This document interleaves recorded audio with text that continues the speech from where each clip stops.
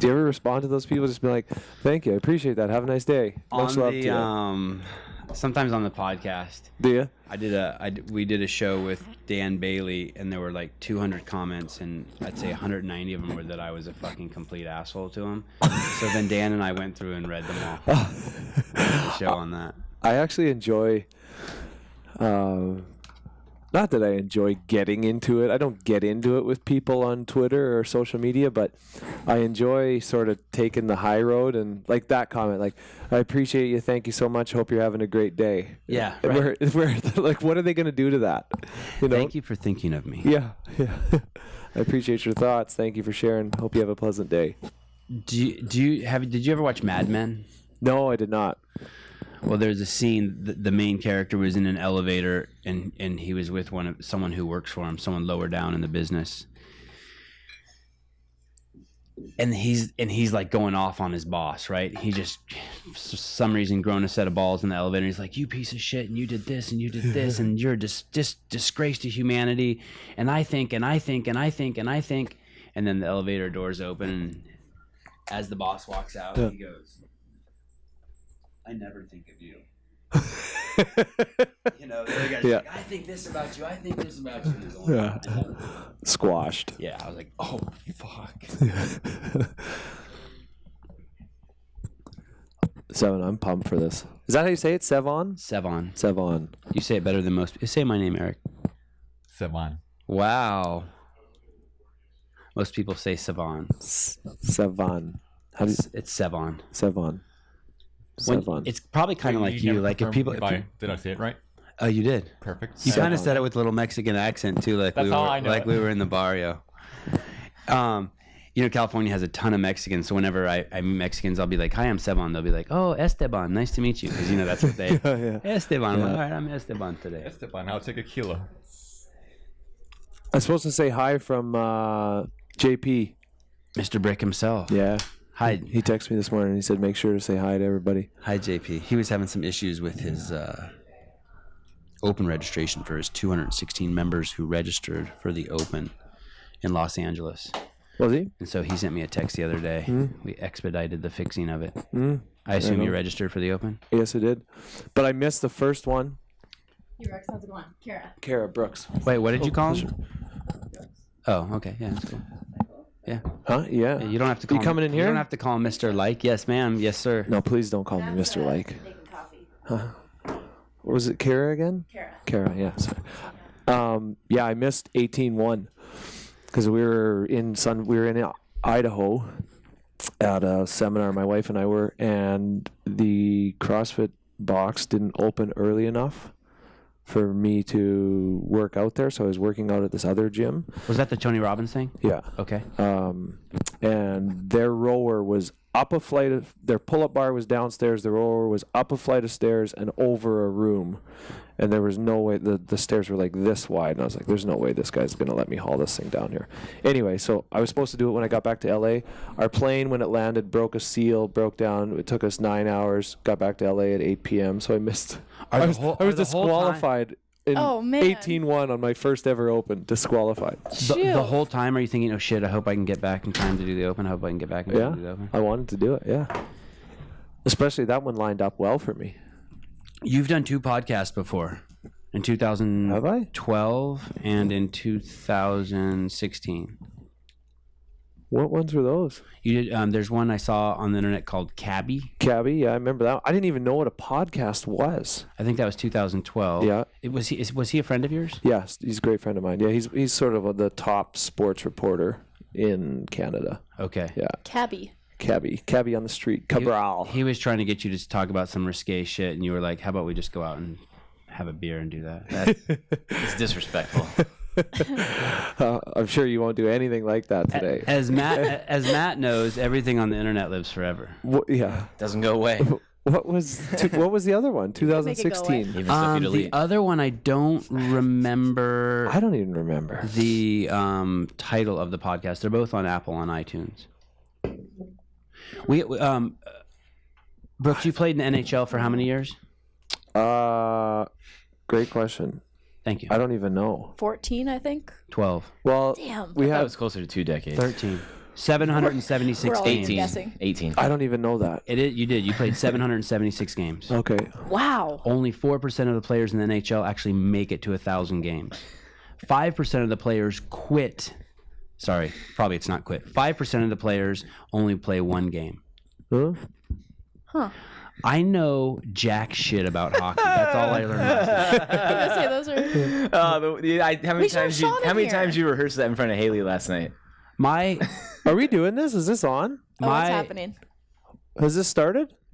Only if you want it to. It's your. Oh, I didn't know. I'm here. It's officially started. Okay. He's also 6'2", 196. 196? Are you kidding me? Brooks, how about we tell you a little more about yourself today? Wikipedia, you're wrong. Brooks, I get that in kilograms? We had a 21-year-old girl come in here. That alone made me nervous because that's like a child to me. I don't ever talk to anyone who's 21 years old. And then she had bulimia.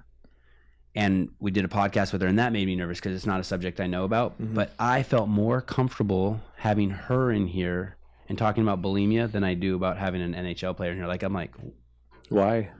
Because I know nothing about hockey. I don't even know anything about Canada. I've never seen a puck, a stick, a fucking... I read about you in hockey and watched it for 3 hours last night, and I'm still like, I don't know shit. That's all right, but that's how I felt coming into CrossFit. Okay, good. Kara, this is her first show back since she had ridicule on YouTube. She had her first. Usually, no one says shit about her, and recently, People are mean. Recently, someone made a comment about her on YouTube, telling her to stop interrupt. Only Matt and I should be interrupting the guests. Oh, I'll be silent over here. Please don't. Whoa, that's my job. if you're wearing a shirt without sleeves, you can talk. That's just a general rule. When I'm walking around the halls with you here for the 10 minutes, we've known each other for 10 minutes, 20 minutes. The things that you talked about, that were CrossFit related was about intensity and going hard and different levels of fitness for different people and how big the games have gotten. But for you, what I've seen on the internet is CrossFit was and is a health choice first, and and something else second, maybe scratching a competitive itch. Is that true? I'd say that's very close. First and foremost in my life, what I value most is health. So that's what I move towards every single day. As soon as I wake up, that's even before, it goes back to even the sleep that I have the night before.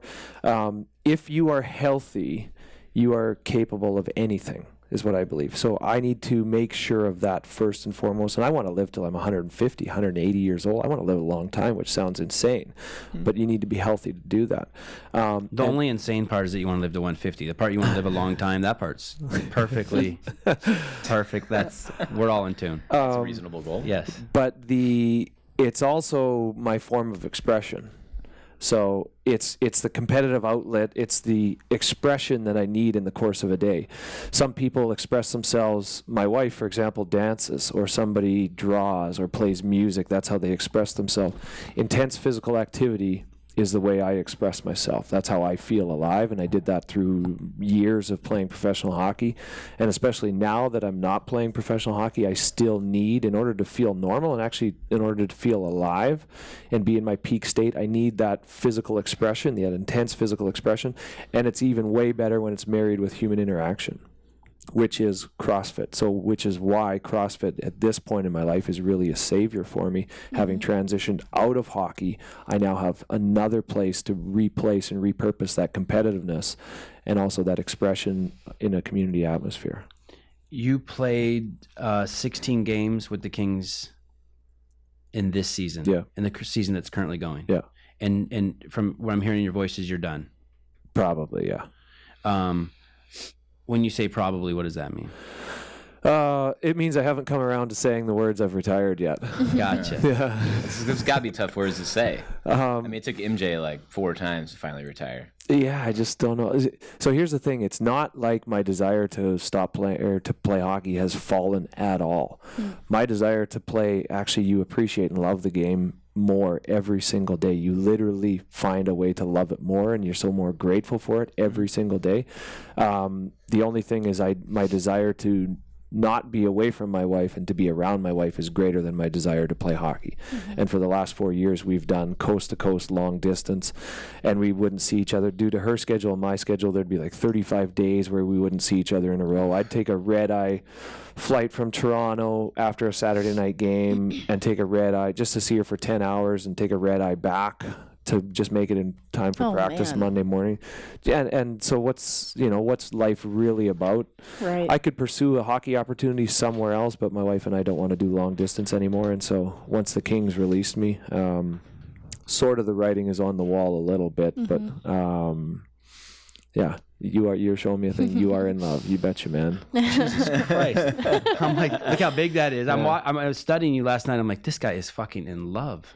Yeah, I'm very fortunate. I have an amazing wife. Is this the first woman you've ever been in love with? Yes, 100%. Undeniable. How long have you guys been together? 4 years, a little over 4 years. So we started dating in February of 2014. Nice. Yeah, there she is. That's a good shot. How did you ever think you were in love before? No, not even close, man. And here's how I relate. This might sound silly and ridiculous, but like I knew at the second that I was born, whatever, I knew that I loved hockey. It was a given. I absolutely loved the sport. No questions asked. And I never felt that way about anybody the rest of my life. So it sounds weird, but it's sort of everybody was compared to that. Like, do I love them like I love that? And then when I met my wife, the first day I met my wife, I felt that and I was like, oh, this is awesome. I remember she said something like that in the feature that we put up on the journal. Yes. Yeah. She said something She's aware of that, right? She was very aware. Yeah. Okay, so, Kara, you're done. Okay. All right. Sorry. That's it. You're done. He's so rude. Oh, we've only begun. I can go now. Kara, I can hear you breathing. At 2 years old, who put those skates on you? My parents. And why did your parents put skates on you at 2? Because there's nothing else to do in town. Okay. Really. I don't know. It was just what you did. It was just sort of a lot of my life wasn't by choice. It was just by design. You are who you are, but for the grace of God a little bit. That's what my dad used to say. And it's just where I was born. I was actually my mom had my sister out on the ice at 2, and I think I was 5 months old, and she would just leave me sit on the ice kind of thing. Like, With skates on? No, not with skates on at that age. But when in Canada, what you have is because when you're 2 years old, there's no point in having skates. All you have are these they're called bobsled skates. So it's 2 blades, and it just has a Velcro thing that goes over your boots. And then you just put these on the bottom of kids' boots, and they just basically walk around on ice. But at the age of 2, you're learning about balance and just to be comfortable on ice. It's like daycare in Canada. Yeah. Put the kid out there and he'll come back in a few hours. And dude, that's honestly what it is. I mean, it's Saskatchewan. It's 7 months of winter a year. I mean, the rink is the best babysitter. If you want your kids to be not terrorizing your house and release that energy somewhere, you just take them to the rink, drop them off. And Did you have a rink in your backyard? No, we didn't have one in the backyard, but the rink was 3 blocks from my house. So I would just walk to the rink. When I was 12 years old, I had a key to the rink. So I would go to the rink, open the rink, and I'd go skating before school, and then I'd go to school, and then I'd come home, go skating after school. Like I copied. My dad was on the rink board and everything, and I just took his key. The rink board. This is a true story. I took my dad's senior key. member of the community. I took his key to the local key copier maker guy, whatever, got it copied, and I had my own key at the age of 12. Without telling him? Didn't tell him, yeah. I did that in high school. I took my PE teacher's keys, copied them all. Thing. Yeah. No, they'll say like do not duplicate on them. It doesn't matter. They don't care. Trust me. Oh, no. Okay. Yeah. They did all say that. Yeah. And then I would go to the gym, the gymnasium every Saturday and Sunday night. And I played badminton. I didn't do hockey. I love badminton. You do like badminton? Yeah, we played everything growing up, my hometown. Kara, do you know how to ice skate? Mm-hmm. Do you know how to ice skate, Matt? Yeah. I don't. Yeah. Seven, how we'll do you get you out there. So at 2 years old, you have these things that are like ice skates on your feet. You're in the rink. Yeah.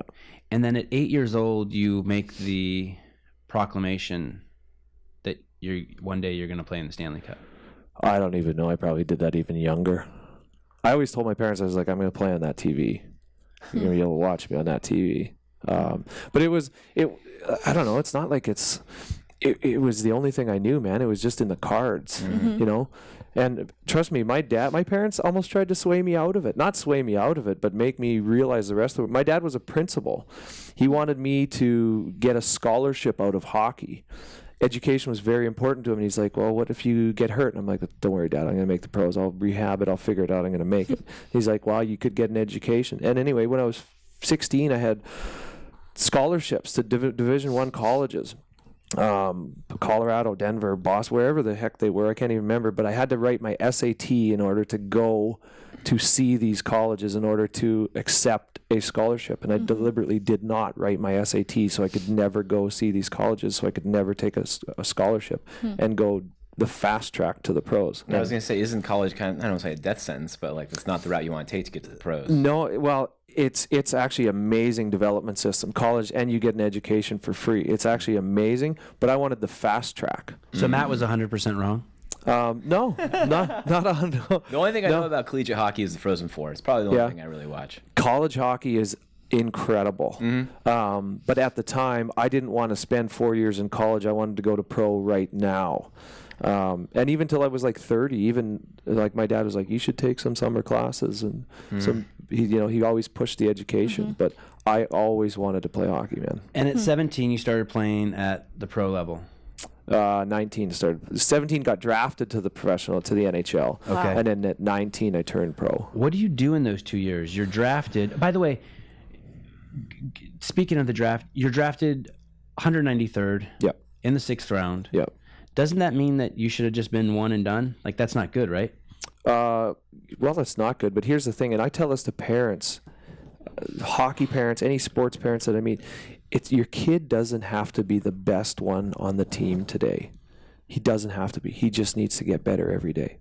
So, there's a lot of teams that I wasn't the best player on, but I repeatedly improved, daily improved, and I got better, and I climbed the ranks. Yeah, it's crazy. Same thing there. You were making shit money and having mediocre, by shit money, I mean compared to your colleagues, and having mediocre years until late into your career, and then you kind of just exploded, right? No, right, like 2012. I mean, that's 2011. It's just. I know it wasn't shit money then, by the way. I'm talking relative to. Well, if you compare it to, compared to what you made in the end of your career. Yeah, but I mean that has to be earned, right? So it's difficult to do that at the start, and also there are provisions within the collective bargaining agreement that don't give the young people a lot of power. That has shifted a little bit, but when I first entered the league, you got paid at the age of 30. It was the first time you had unrestricted free agency, which means I held the leverage. Okay. So that now has shifted. Yeah. So as a young player breaking into the league in the early 2000s, you didn't have the leverage. Now it's shifted to where the game has gone so young. Now the young players, the actual law, the collective bargaining agreement that governs how the contracts can be constructed and everything has switched. And now actually young players have more leverage. They have more cards to play, so they can get paid quicker and earlier in their career. Okay, that makes sense, because basically you didn't start making money until most people's average career of 5 or 6 years in the NHL is over, and you made it past that hump. Yeah, like my first real big pay year was, I think, 5 or 6 years into my career. It was when it started to really noticeably affect. Which is when 50% of the hockey players have retired. Yeah, that's the average life expectancy of a hockey player. 5 or 6 years. I love these stats. Yeah, 5 years is the average NHL career. Some guys are there for a cup of coffee. Some guys will play. I was fortunate to be there 14, 15 years, but it averages out to about 5 years. I thought Matt was here just for a cup of coffee, and we're 54 shows in. I've just been lingering on it. I don't even have him in my favorites yet. On my iPhone. I don't want to be there. We had this conversation like 30 shows ago. I don't want to be in the favorites. I almost put you in the other day because I called you twice in a week, and then I was like, you want to know Brooks' advice on how to make the NHL? It's kind of like for podcasting too. You don't have to be the best one out there. Just get better every day. Just improve every day. You are. You've gotten better every show. I trip on the fact that people think sports guys make so much money and athletes make so much money, but when you really, really fucking look at it, it's scary. Let's say your career is 5 years long, and you make $500,000 a year, or what's the minimum you can make in the NHL now? $650 or something? Yeah, $650, I think. Okay, yeah, $650,000 a year. Yeah. And so in the U.S., you give half of that to your taxes, right? So now you have $325, and then you're only in there for 6 years, so that's that $1.8 million, right? And let's say you purchased a house. Let's say you're in California, so you purchased a 3-bedroom, 2-bath house. Now all your money's gone. Well, I mean, but you had to take out a loan too. And then after you get kicked out of it, and then after your NHL career is over, you've given your whole life to this sport. You don't even have money to pay for property taxes. Yeah, but here's the thing: is that yes, that I'm sure that does happen to some guys. Here's the thing: as an athlete, you have a shelf life of earning potential. So if you are approaching life that way, where you're caught, like, oh my God, this surprised me, these paychecks ended, then you're a bit of a moron, a little bit. Well, correct me if I'm wrong. Isn't it a major gripe in the NHL amongst themselves and other sports? Like, it's kind of the low dollar sport as far as the 4 major sports in the U.S. go. Yeah, just because of the TV market. And that's really the only reason that's holding back like major money getting into hockey. Yeah, it's in the U.S. and a lot of the markets still, it's a non-traditional sport where and when you actually look at the TV market, this was about 5-6 years ago we looked at this. The NFL was making $1.7 billion was their TV thing or something. I can't remember what it was. Wow. And ours was like $189 million is how much revenue we got from. Then the basketball and baseball were both in the 900 millions a year and whatever. The NFL, I believe, each franchise makes money. They will be profitable at the start of the season just based off of their TV rights, the deal to their team. Wow. But that's not the case with hockey. We're still fighting. We're still trying to grow in the U.S. In Canada, hockey's everywhere. It's TSN. Right. it's football in the States. It's everywhere. It's untouchable. But we want to be a global game. There are some incredibly hot hockey markets in the U.S. But it's just tough. I think it was a major whiff. Now I'll get back on track in a second, but a major whiff not having NHL players in the Olympics. That's insane to me. Yeah. Yeah. What it the was heck? the Olympics were practically unwatchable for me. Just Why? business because they didn't want to shut down the NHL league. You have to stop Just the NHL specifically for that competition. Injury. Yeah, and then the risk of injury to a star player. So you own a business, that's your star player. You pay him $10 million a year. You don't want him sacrificing, potentially getting hurt over there because it could affect your business, right? So they shut it down. That kind of happened in makes your sense. career. There was a strike. What, 1.5? I missed 1.5 years because of a strike. Oh. But then you went and played somewhere else and got hurt, right? Yeah, I played over in Switzerland. Yeah. Do you wish you wouldn't have done that? No, not so Okay. much. No, it could have been handled differently. I'll say that. But no, I was always curious. I always wanted. I don't regret a lot of things in my life. Things work out one way or the other. Did you fall in love in Switzerland? No. Okay. Just Playing in testing, just throwing a Switzerland sounds curveball in there, rad. just checking. No. Because we have a bold claim that you've only been in love twice, hockey and... Yeah. Sorry, Kara. Maybe 3 times now with CrossFit. Right. Oh. It's pushing. Yeah. It wants in bad. you're, I've heard that before. You're going to take your L1 here in a minute. I signed up to take my L1 at the ranch on the 24th and 25th of March. I signed up, registered. I went to put it in my iCal, and I found out I had a wedding on the 25th, and I was like, damn shoot. it, I got to cancel. So I canceled that, and now I'm looking. I really want to take my L1 at the ranch. I think that would be so cool, just to go back to the roots of CrossFit and everything and just learn the sport and the tradition, the history, everything. And get Adrian Bosman as one of your... Yeah. He's on Because he's on that local. circuit. Yeah, Yeah. you'll probably get him, yeah. That would be awesome. So I was signed up to take it at the end of March, but I'll take it either in April or May. Nice. And who's getting married? 2 of our friends, Sasha and Emma. Is it worth going to their wedding for the L1? Huh? Yeah. Yeah. They can't move the wedding? Huh? No, they can't. And it's going to be so fun. This one's going to be so gnarly. So I have to go. Where's it going to be? Not giving that away. What makes a wedding fun? Fun people. Gotcha. Yeah. Overnight? I actually don't even know. I don't want to give too much of it Are you away. talking like a sleepover? I mean, just when I think of when I think of the ballers, I just think every wedding's overnight. What do you mean overnight? You know, like Like a you're going to the week-long thing? Seychelles or like No, it's just they came to our wedding and they're amazing people. And here's the fun thing, like I didn't know anything about dancing at all until I met my wife, and then now I've met a lot of dancers through my wife, and they're awesome people. And I tell you what, when music comes on, this is a whole different. Yeah. Oh my God, it's a whole different I bet atmosphere. it's just an electric factory on the dance floor. You can just sit back and watch for hours, and then somebody drags you out there, and you're like, "Damn it, leave me on the sidelines." Do you have like a dance that you like certain dances you do partake in and some you don't, or are you kind of like a jack of all trades out there in the dance floor? I don't know. I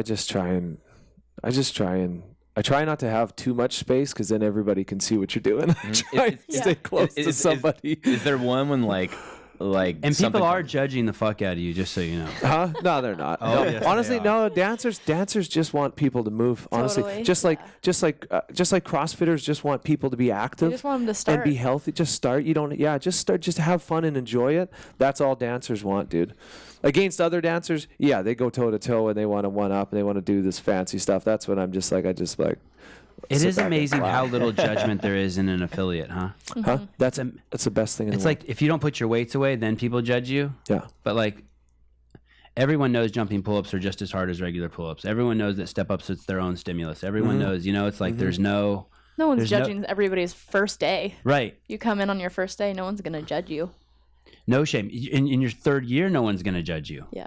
Yeah. And Yeah. it's because you're gonna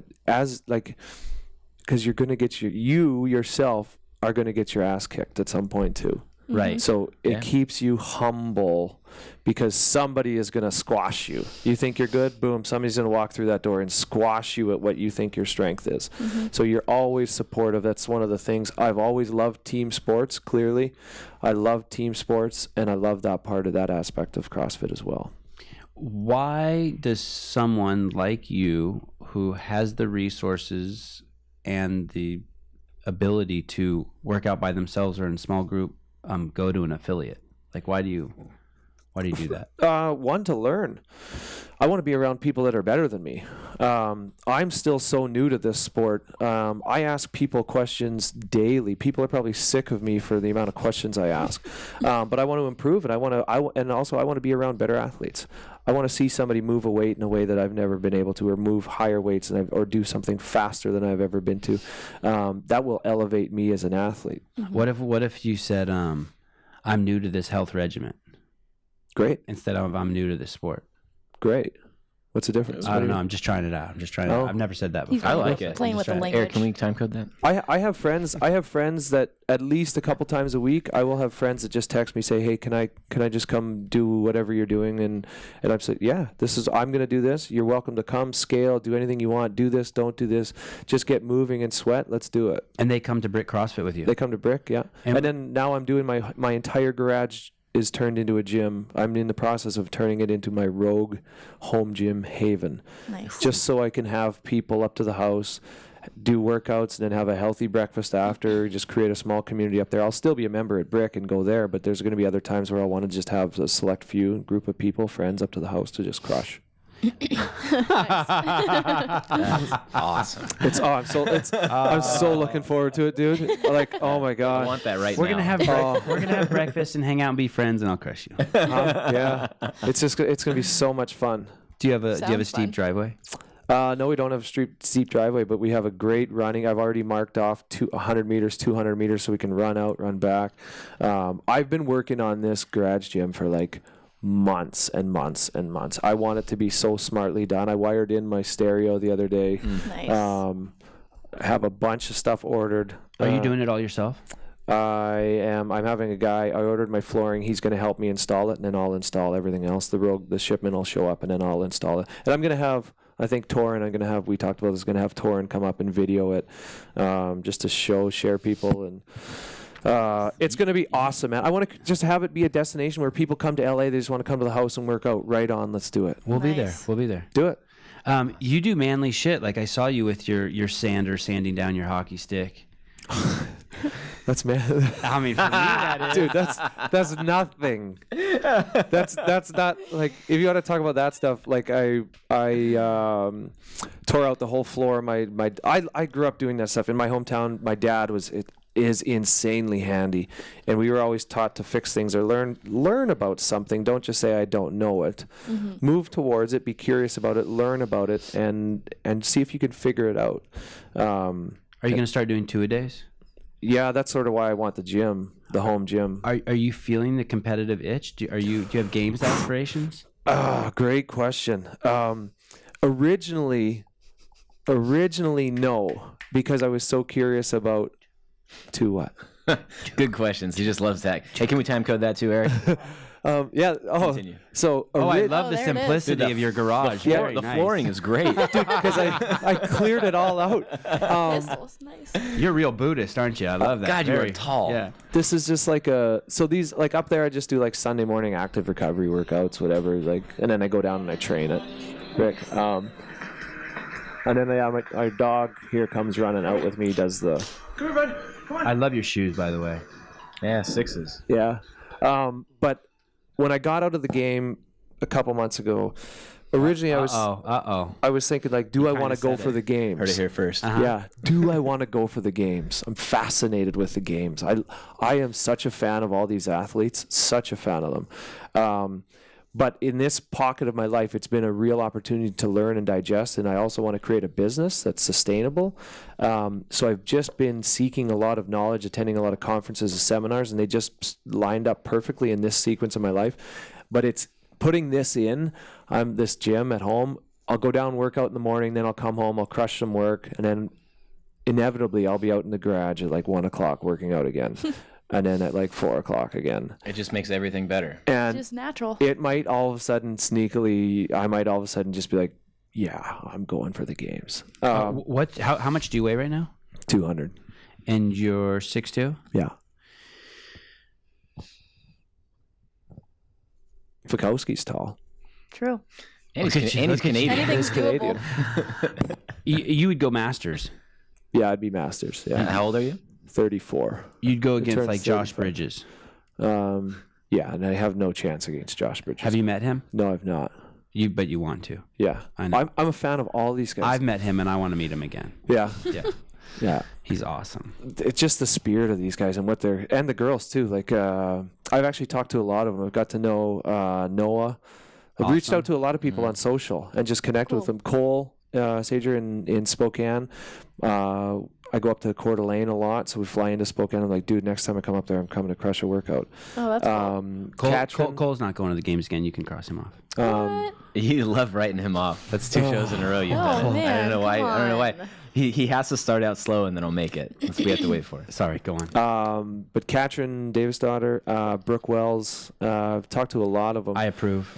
Yeah. I'm just a fan of these people, and I want to do something where once my schedule slows down here a little bit, maybe April or May or something, just bounce around to where they're all training and just go train. Just ride shotgun with them, see what they do. Day in the life. Yeah, it would be so much fun to have maybe Torin come and just video the whole thing. You Just love Torn. That's love Torin's my boy. Four man. mentions of Torn. Torin's my boy. He tried to talk to you into growing a beard. He has a beard. He has. Well, this You is have a not beard. like his though, man. I mean, there's his beard's so light, certain angles it Torin's goes away. beard. His is like Is another epic. body part. Yeah. I don't know. I haven't met these people other than just like talking to them.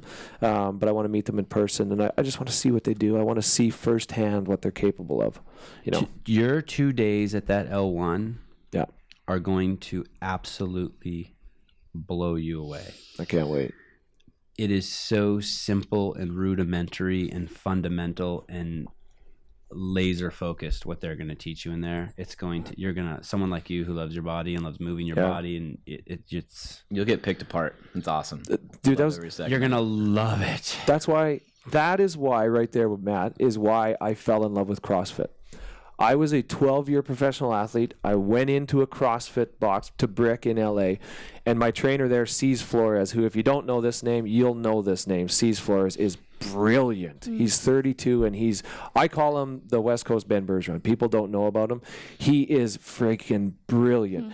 He put me through 30 tests in the first 2-3 days, and I failed every single one of them. 0. I failed every one of them. And I was like, how am I a 12-year professional athlete that can't do any of this stuff that you're showing me? This fascinates me. I am coming back tomorrow and you are coaching me. And like movement test? What kind of test? I couldn't do an overhead squat. Okay. I took a barbell like this, and he's like, can you do an overhead squat? From hockey, I was so hunched over this that as soon as I'd squat, I'd go like this, and I was like, what happened there? But then I started dissecting it. I was like, okay, how can CrossFit, if I have these weaknesses, how could this potentially hurt me in my sport? And if I am rolled over like this continually from playing hockey, that means my head is exposed. I'm susceptible to collision. Maybe I take a concussion, a hit on the chin. If I can get the shoulders back, get posture back, get that T-spine mobility, I can absorb contact on my shoulder versus my chin. Now we're talking about longevity, injury prevention. There's so many elements of CrossFit that you can pull not only for elite performance, but injury prevention into hockey. And that's what fascinated me with the sport. If you knew about CrossFit earlier, would you have started earlier? Would you have integrated it into your hockey? 100%. Are you going to have a career in hockey even if you don't play hockey anymore? Great question. Like coaching? I've been asked that when we hopefully my wife and I have kids and they want to play hockey. I would love to coach them. Do I want to coach professionally? I don't know, because I don't know if I want to be away that much. And coaching is a job, man. Coaching is a job. You're hired to be fired. You got to wear a suit. Yeah. Wow, you're hired to be fired. You are. Yeah. The coaches have like a 2 to 3 year shelf life, and you're on to the next city, 2 to 3 years, next city, and I don't want to do that with my family now.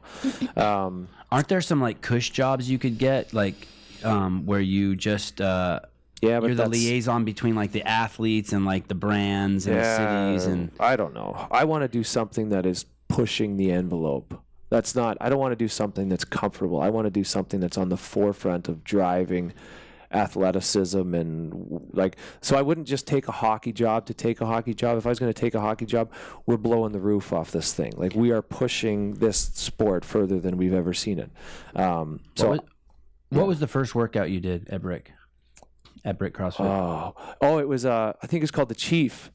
Oh man. Power cleans. Jumping in the deep end. Was it 3 minutes? power cleans? Yeah. 6 push-ups. Push squats. Yeah. 9 air squats. Rep 3 minutes. Rest 1 minute. Yeah. So I got like 27 rounds on it or something. Wow. So Wait, what is the workout? Someone tell me again. 3 power cleans at 135, 6 push-ups, and 9 air squats, For and it's as many rounds in 3 minutes, rest, and then do it again 5 times. 5 times. Yeah. That's your first workout? That was my first day. Ladies and gentlemen, that is not appropriate. And so I did, but I remember I did like 5+ rounds in the first 3 minutes, and the trainer sees is like, okay, that's pretty good, like, or no, I was a different trainer at the time actually, but he's like, that's pretty good. See if you can hold that pace. And I was like, I can hold this pace, dude. I'm a hockey player. I can hold this. I know about pace. I can hold this. And he's like, okay, we'll see. It gets harder. I'm like, okay. And I ended up hitting it every time and got like 26, 27. He's like, wow, that was pretty good. I was like, who's the best in the gym? I want to line up aside. Let's go. Oh man, competitive. But I just love, but dude, I get crushed daily at our gym and I love it. Have you seen Harrison Ford in there? No, I've not. Do you know Miko Salo? No. Know of him, but don't know him. You kind of remind me of him a little bit. Why? That's the way he feels about his engine. Yeah. He was a soccer player. He flirted with playing professional soccer. Yeah. And I sort of, it's just he just sprinted back and forth on the field. And so when he found CrossFit, he just turned that engine into just See, and that's muscle one of and moving weights and that's the part. That's what I have. I have legs and lungs. Now I need strength and power. Like we didn't focus a lot on upper body. We focused. Hockey players are legs and lungs. So when it gets to something, when the open here gets to something heavy, I'm in trouble.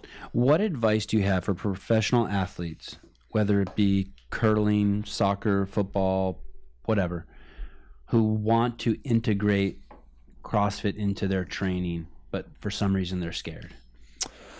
It depends what they're scared of. One, just appreciate what the CrossFit athletes are able to do.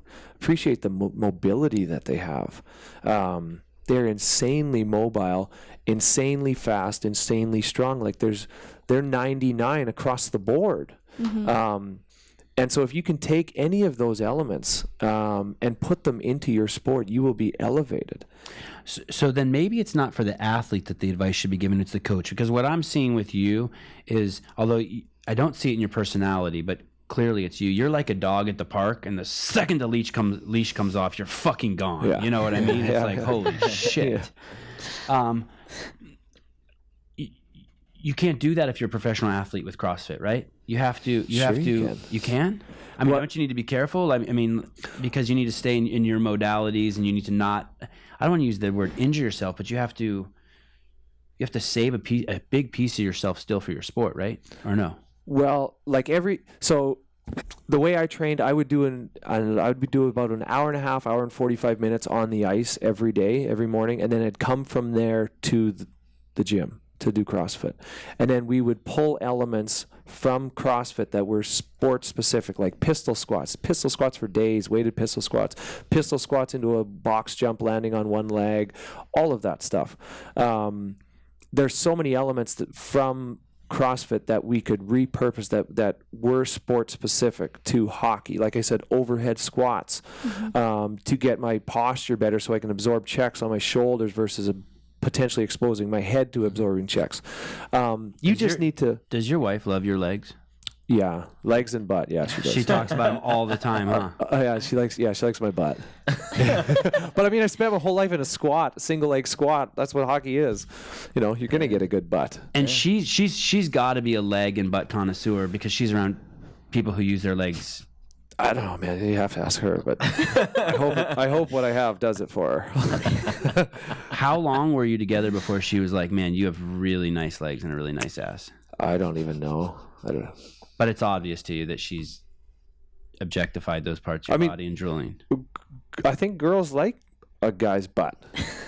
I mean, I would go out on a limb and say yeah. Yeah, like girls like a guy that's got a butt. Let's ask Kara. Yeah, can you verify, Kara? well, yeah. Why not? I don't know. This is such Like a flat butt? We need like a shelf. We need like a you don't shelf. want a flat butt. You got to have something there. You got to be able to take the hit. Okay, so let's get back on track here. Enough of this ass and leg talk. But she is a leg connoisseur. She's a dancer. Dancers have beautiful legs, right? Yeah, That's she what has they're known beautiful for. legs, But yeah. they can dance their ass off on accident, can't they? Dancers, like runners, I don't know. because they don't they don't do that. Do dancers do that? Squat no. below parallel. Oh, dudes. Yeah. No. Dancers are so flexible and so... Does your wife have a butt? Yeah. Would you encourage her to get into CrossFit? I've ordered my home gym. I ordered a couple women's barbells. I'm like, babe, I'm ordering you a barbell. You ever want to touch it? Great. If you don't, great. She doesn't like.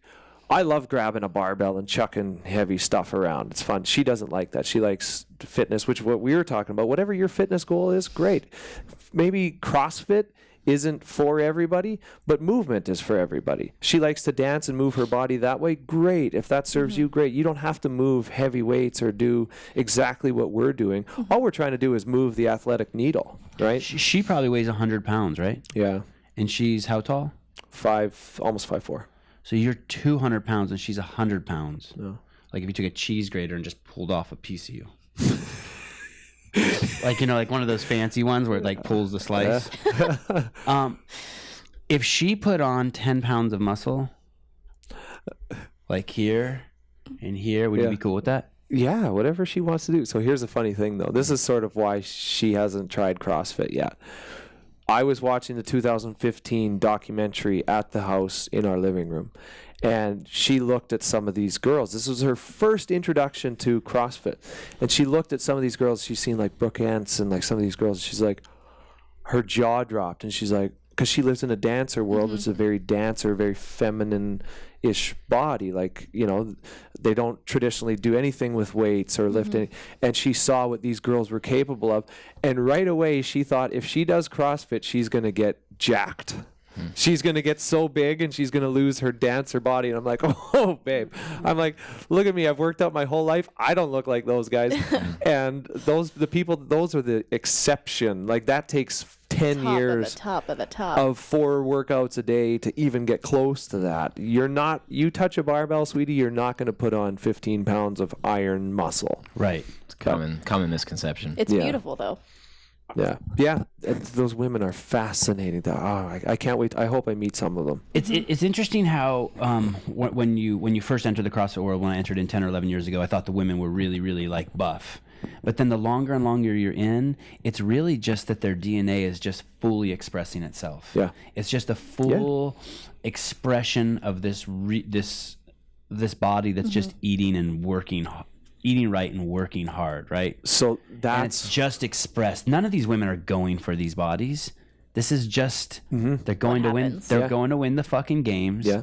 And their body's like, okay, well, I'll support you. I'll turn into this for you. Yeah. And so that's what I'm fascinated with. I am fascinated, and where my life is moving is into this space with the engineering of the human body. Athletic engineering, also mindset. Like, how can you create the highest performing human possible that you can literally transcend time, but also your capabilities? Like, what these women do now, 10 years ago was ridiculous. And here's the thing. Here's the real thing. This is where it gets crazy. This is first generation CrossFit. Hockey's been around 100 years. So I actually read a study about a month ago that says you can genetically alter your DNA. Don't quote me on this because I don't know the exact thing. So somebody's going to tweet me and say you're an idiot. But which is fine. That's what the internet's for. But I heard that you can, if you can alter your DNA in the course of your life to pass on new DNA genetics to the next generation. Yes, so I've heard that. There's been compound interest in hockey. Hockey player has a hockey playing son. Hockey playing son has a hockey playing son. Like, my dad played hockey. He started me here. So his ceiling was my foundation. I blew the roof off that. My son or daughter, hopefully we have a child that plays hockey, starts where my ceiling was, and they're going to blow the roof off that. We haven't seen that in this sport yet. These are first generation CrossFitters. Imagine when Fraser or these people start having sons and daughters that Fraser shoots blanks.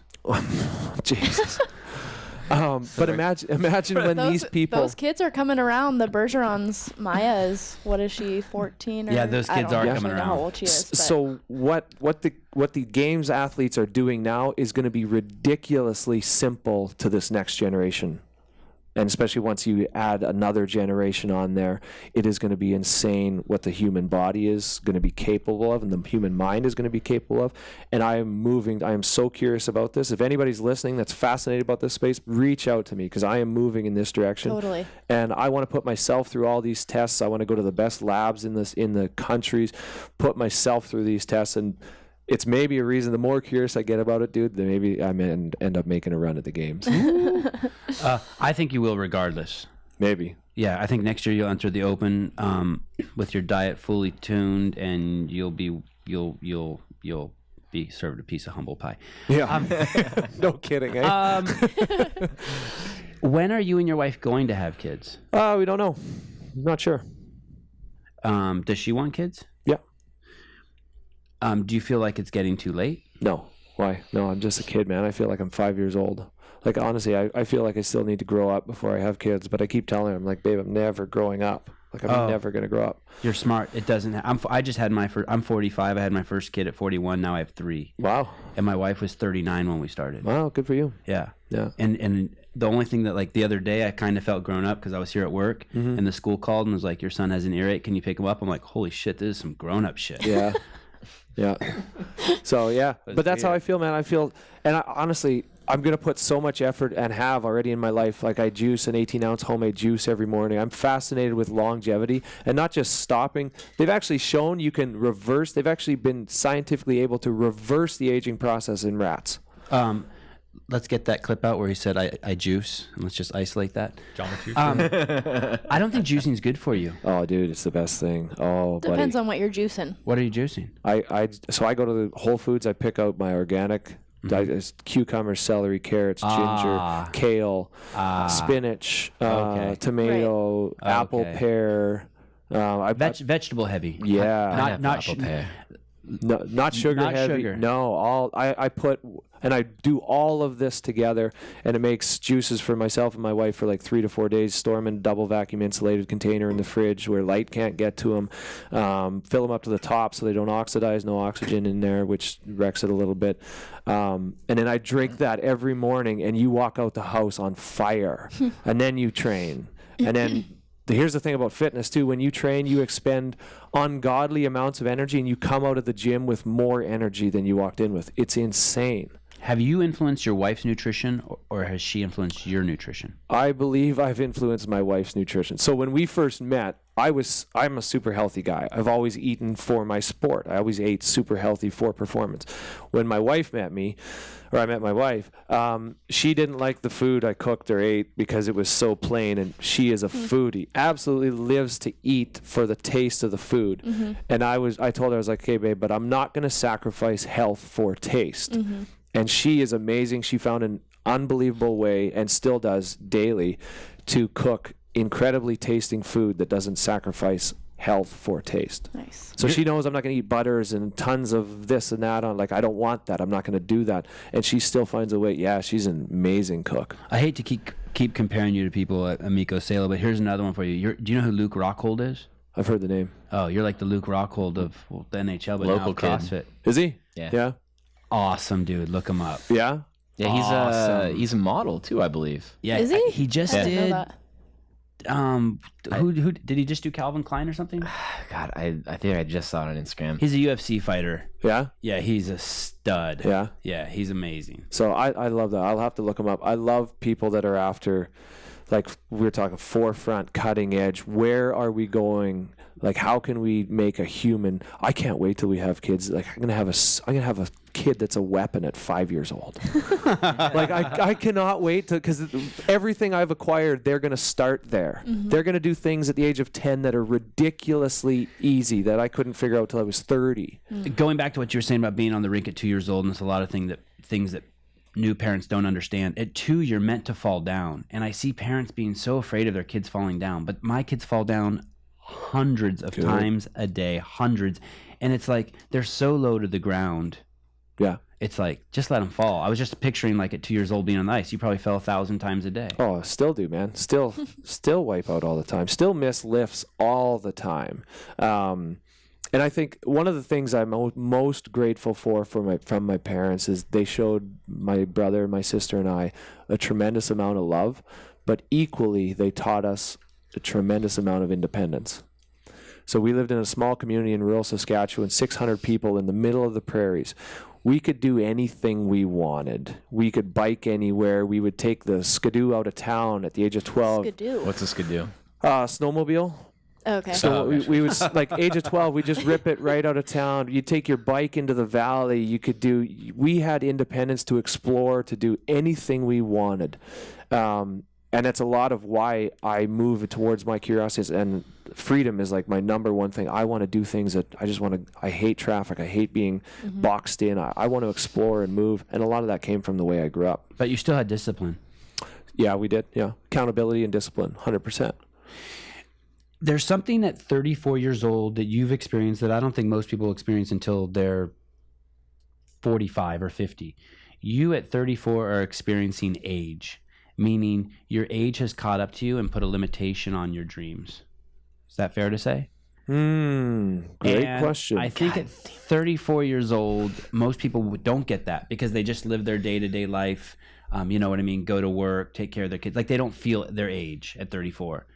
But at 34, you've whether you want to admit it or not, someone has observed that your abilities aren't what they used to be. You know what I mean? So you're having to come to terms with that way before the rest of us. Maybe, but I don't look at it like that. Okay.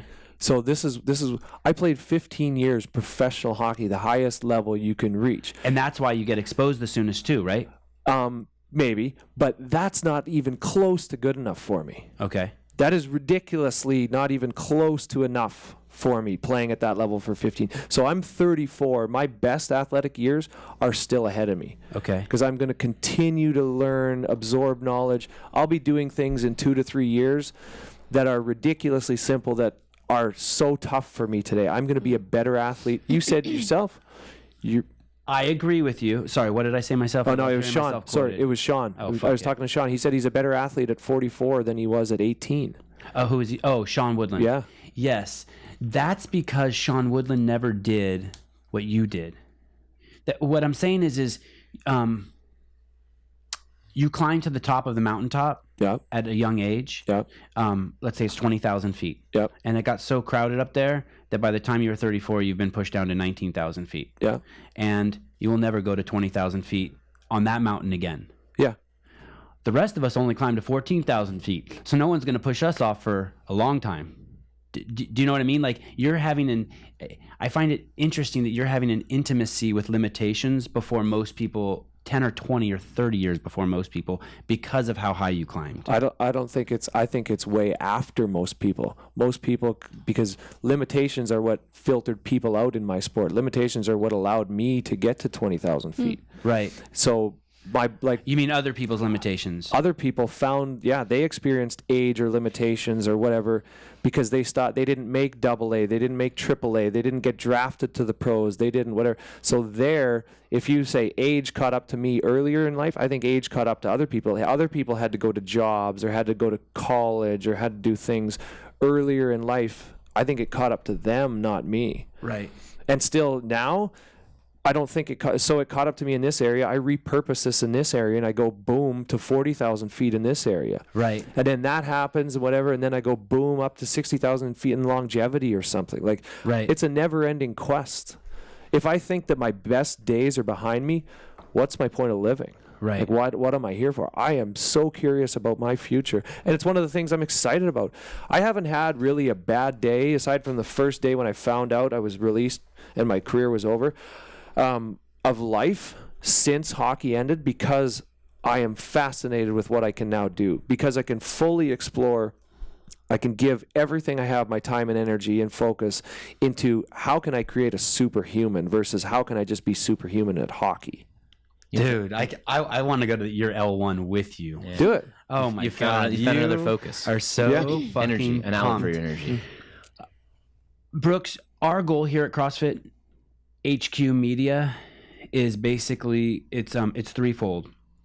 It's to let the world know that if you want to jump on a lifeboat to avoid chronic disease, it's to go to an affiliate. Mm-hmm. If you want to jump on a lifeboat and avoid chronic disease, which kills 70% of all the people in the United States, go to your L1.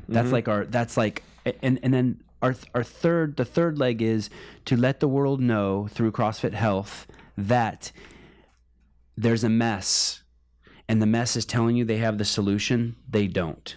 Meaning, if you have type 2 diabetes and you enter the medical system, instead of trying to, and that's your sole way of handling it, it's like going to prison. Yeah. You're going to be in that revolving door. 100%. You need to go to an affiliate. You need to be around like-minded people. You need to get on a good diet. You need to make, like you said, every morning you wake up and your health is your number one thing, right? You can get on that mindset. You can get on the Brooks-like mindset and have a massive transformation. Big time. So this is, and it's more than that even. This is why I think I had the longevity in sport that I did, is I did 3 workouts a day for 15 years. The first one was the sleep I got that night. I looked at that like a workout. That was my first workout. 9 hours is what I targeted. I prioritized getting 9 hours of sleep a night. I would work out at 6:45 a.m., so I would prioritize the sleep. That's the most important. Then it was nutrition was my second workout. Before I even got to the gym, my second workout was nutrition. Then the actual workout that I did was actually third tier. The training I did was third tier as far as how am I going to get to elite performance and not only get there, stay there.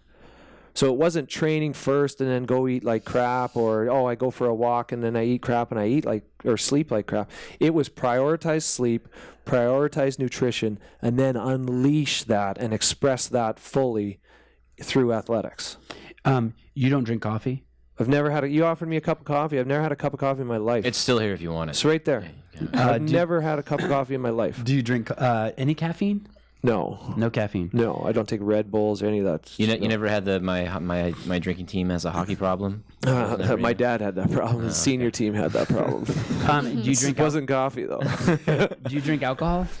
I actually I used to a little bit. I do sporadically, but my wife and I decided for all of 2018 we were going to give up alcohol just to try and see how clean. And once you feel, here's the thing, once you feel amazing, your energy is amazing, and your health and everything is just premium, you don't go backwards from that. So we went to Paris, we went to London and Paris, and we had 2 nights. We had supper at the top of the Eiffel Tower, and I had a couple glasses of scotch. You can do whatever. that? But Supper up there?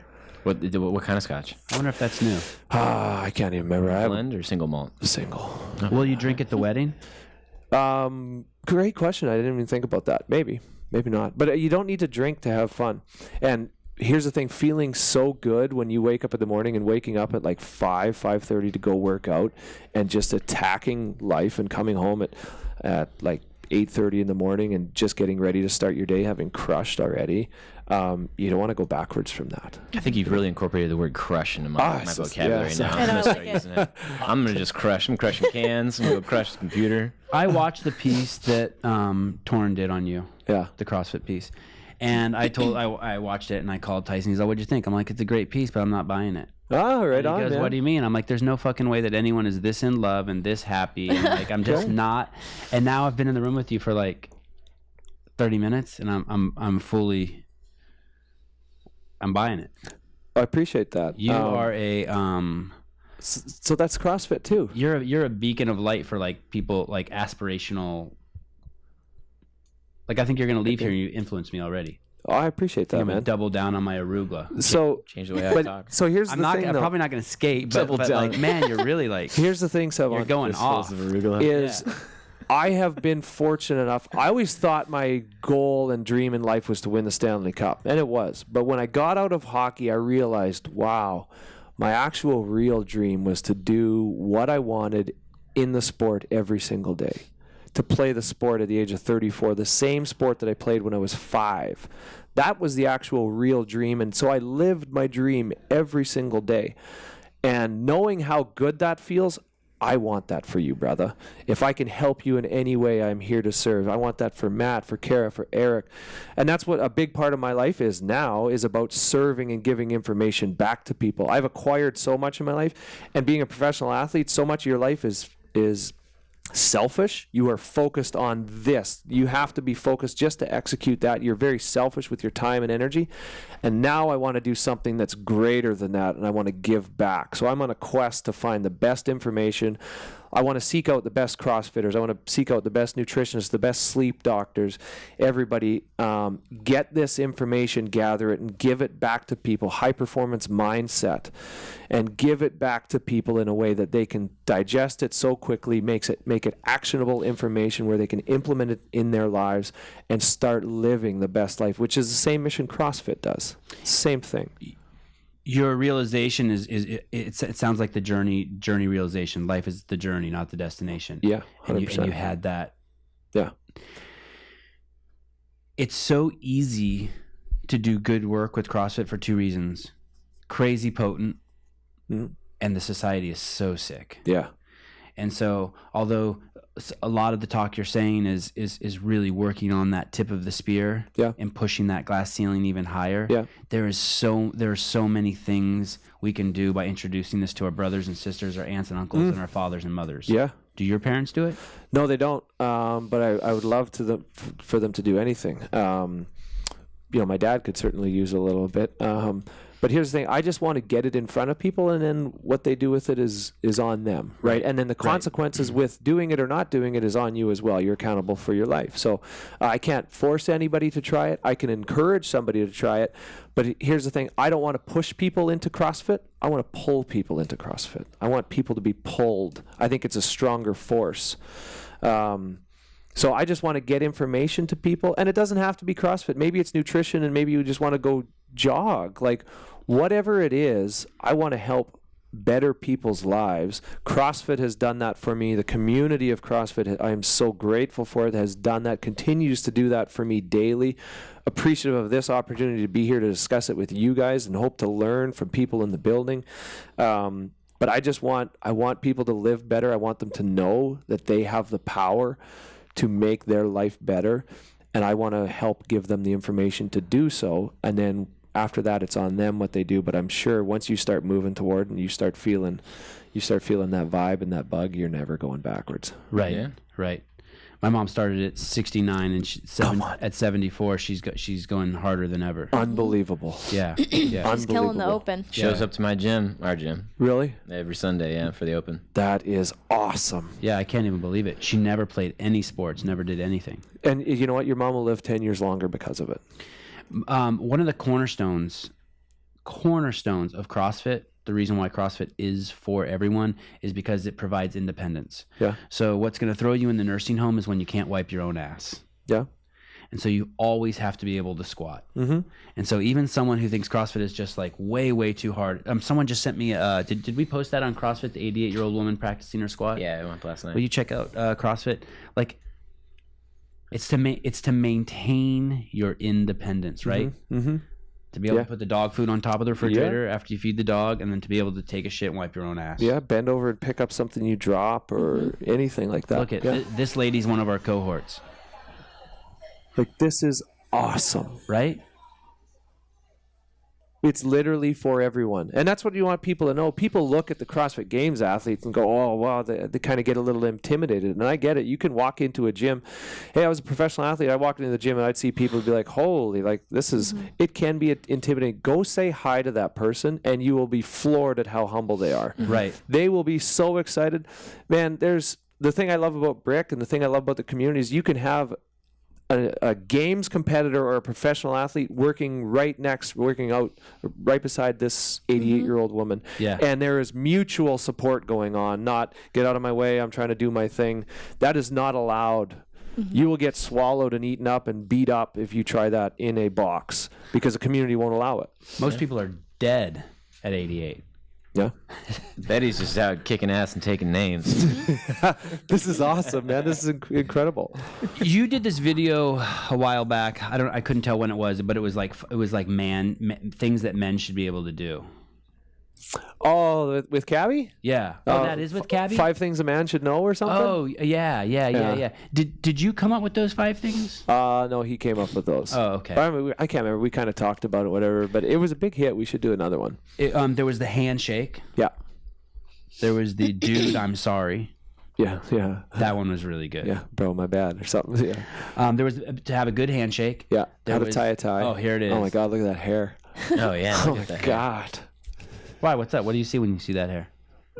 So I had. It's funny. You look. I you cut look my young. own hair there for 8 years. I cut my own hair. I just took a number 2 and just. What if she breaks up with me? It's funny. You look younger now than you do Across here. the left over the right. Do I really? Pull the right think so. across and then Yeah, you look definitely younger up now. over the left part of the CrossFit.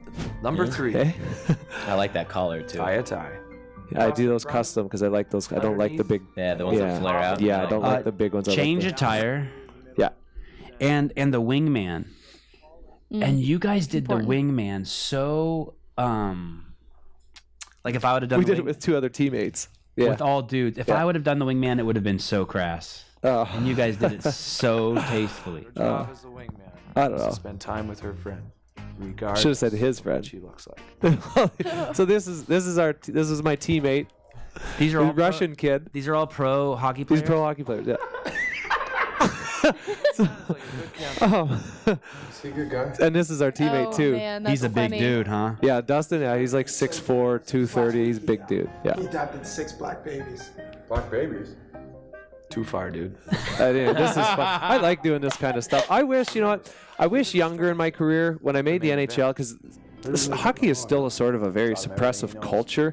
The NBA is a personality league. The NFL is a What do you mean? Like you personality can't be league. gay and be in the hockey league? Or what do you No, mean that's not what I suppressive? mean. I just mean like it's not a personality driven sport. Tell me Oh. who's a personality in hockey. Right, Everybody more. flies the same. More so in the NBA, you hit that exactly right. Yeah. NBA's personality. But we need to, if we want to grow, fans attached to a personality. So they're trying to, where before it was suppressed, teams are now trying to, some teams, the smart teams, allow their players outlets to express their personality.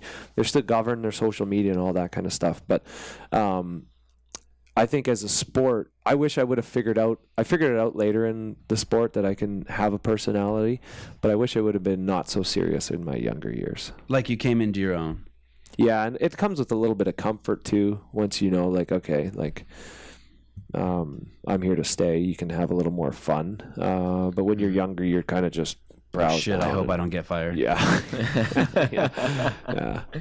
Do you get a lot of solicitation being that you're so handsome, For what? strong, wealthy, females wanting to interact with you on a intimate? No. Oh, good. Me neither. You don't get those. No, because I mean, look at. I mean, I'm married. Everybody knows I love my wife, and loyalty is my number one quality in a person. It's my favorite thing in a person. I'm a loyal guy. I always will be. Have you always been like that? Yeah. So you were never a cat, an alley cat. No, like I don't know what you're asking me there. Like you were never with tons and tons of women and just like a man of the night. You know? A man of the night. You never shared your beauty and your body with. Let's just say I'm a loyal guy. Well, I feel like that's like a common thought with professional athletes, right? Like they're constantly seeing they're famous, money, looks, everything, success, and then the opposite sex fawns over them, and they can get any woman or man that they want. My friend and I in high school went to get Mark McGuire and Jose Canseco's autograph. Mm-hmm. Actually, my friend did so we went to a hotel where they were staying. Mm-hmm. And when we got to the hotel, we couldn't get into the bar, but there were fucking like hundreds of women fucking piling into the bar. And I'm like, oh, fuck, I had no idea. It was like funny. This. And so I imagine, I imagine it's like that for all professional sports. Like every time you go out, you would go to a foreign town, that there would be just women throwing themselves. I think that's a real misconception, man. Especially in sports nowadays, because what the sport demands of you actually doesn't allow a lot of that. Mm-hmm. You get to the city, you have your meal, you get rest, because you're waking up, you have practice, you go back, you get rest, because the level of competition is so high. Like you look at the CrossFitters, like their life is about CrossFit. There isn't a lot of time for extracurricular. CrossFit dudes don't do any of that shit. Well, I know, but that's from what I've seen. That's the misconception of sport, that you just throw on the equipment, you go play. No, it is a lifestyle. Like it is, like I said, my life was 3 workouts a day. That was my life. You're not drinking all night, hanging out with women, doing blow. I mean, you can if you want. You're not going to be around very long, And so what do you really want in your life? Maybe it's more of a baseball player thing.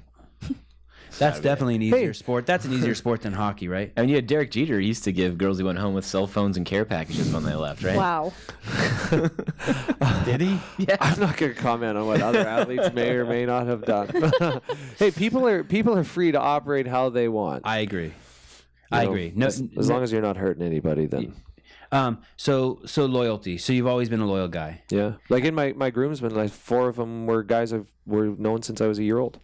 Have you ever had a girlfriend before your wife? I don't want to discuss this, man. No, it's just like Josh Bridges. So it's just her. Yeah. It's just her. Yeah. There was if you put in your name and you hit videos, there's just shitloads of videos of you and your wife. Okay. Where are you? Okay. Just like in YouTube. Okay. Like People Magazine, and just like people covering your life. Okay. And there's even some footage of you like walking down the street and you're just being surrounded by paparazzi. So many of them that they're like falling. Was there any of that when you were in hockey, or is that just when you come to the United States and you're with this television? No, there's media in hockey, but there's not paparazzi in hockey. No, trust me, they aren't there to see me, man. They are not there to see me. When I go out by myself, there's none of that. My wife goes out, there'll be some of that for her. And are you chill with it? Do you ever feel your blood boil? Do you ever feel? Oh yeah, you do. Oh, I've got into it with guys, because my wife's 5'4", 100 couple pounds. Like, she's a petite lady, and sometimes they'll pop up. They're like, right, she'll walk around a corner and boom, the camera right in her face and something, and it startles her, and she doesn't feel safe. Like, who knows? That could be somebody attacking her. Like, right. When it starts encroaching on her proximity and her safety, I get pissed, and I've got into it with guys. And I say, and I get into it and I say, are you happy with what you're doing? I said, they're like, oh, I have to take this picture. I'm like, yeah, you can do it in a decent way, respecting somebody's space and privacy. You can get your photo from 30 feet away. You have a lens that's this friggin' long. You don't need to be right up in her face. Anything you do can be done with, I shouldn't say that, but you can do this job with decency. And I ask people, like, are you really proud of what you're doing? Do you think this is what you're sticking this camera, asking my wife to answer a political question? She doesn't know you. You didn't even say hi to her. You didn't say, hi, Julianne, how are you doing today? I'd like to ask you a question. Could I have a minute of your time, please? Right. You said, what do you think about this president? What do you think? Like, are you kidding me, man? Have some common decency and respect a person before you do that. So when people don't do that, yeah, I get into it. It reminds me of that time that you bumped into me at the gym. I had to push you. That's what it reminds me of. I did not bump into you at the gym. You want to hear? But you did push me. You want to hear a funny story? You pushed someone at Brick? Here's a funny story. My dad doesn't handle this. I had to learn how to handle this. My dad doesn't handle this as well. At our wedding, there was photographers that pulled up in this boat. I went out to politely talk to him, said, okay, you have your photos. I said, Dad, remember this, the number one rule. Everything you say is on video and audio, even if you don't see it. This is on video and audio. Remember that. So I went out and talked to these guys. Dad and I are on our boat. And I said, just be quiet. Let me handle it. And I'm like, gentlemen, this is a big day for my wife. You've got your photos. And the guy in the boat, he goes, yeah. One guy goes, yeah, we do. And I was like, hey, appreciate just some respect. You got your photos. Can you let us enjoy our day, some privacy? Appreciate you guys. Have a nice day. And the other guy's like, no, we're getting more photos. I'm like, you have your photos, sir. Can you please just shuffle away? Just don't encroach. Like, this is her wedding day, And it was the day before our wedding. And he's like, no, we'll take whatever photos we want. I have a job to do. I'm like, well, you're making the choice to do that job. You could make the choice on how you want to do that job. You've got your photos. And anyway, he's like, no, we're staying here. We're not moving. You can call the cops, but you can't do anything about it, whatever. And I'm like, all right, have a nice day, man. I hope, have a nice day. We're out of here. And my dad, he held back everything until right when we go to leave, he goes, you're lucky you're not in Saskatchewan, or I'd burn your effing boat and put it at the bottom of the effing lake. And I'm like, Dad. Like, he couldn't hold it. He was so close. He had to and that's the way I would have handled it. Trust me, that's the way I want to handle it. Yeah. But my dad couldn't refrain from letting it out. And anyway. That boat you were on in some of those photos is beautiful. That boat was beautiful. That wooden boat. Yeah, the old cigar boat. Yeah, a friend of ours in town, it was his boat, and he lent it to us for the wedding. When you were traded to the Maple Leafs, 2 days later you were back in DC. Yeah, in DC playing against the team that you were on for 12 years. Yeah, which is kind of unheard of, right, for a hockey player to be on a team that long. Yeah, really. I'm really fortunate to be there for that long. Very fortunate. That doesn't happen. Yeah, there's very few people that happens to. And they played a tribute video to you. Yeah, for you while you were on the ice in the Maple Leafs uniform. Yeah. And I'm watching that last night, minute and 27 seconds, and I'm like, oh shit. I'm like starting to choke up.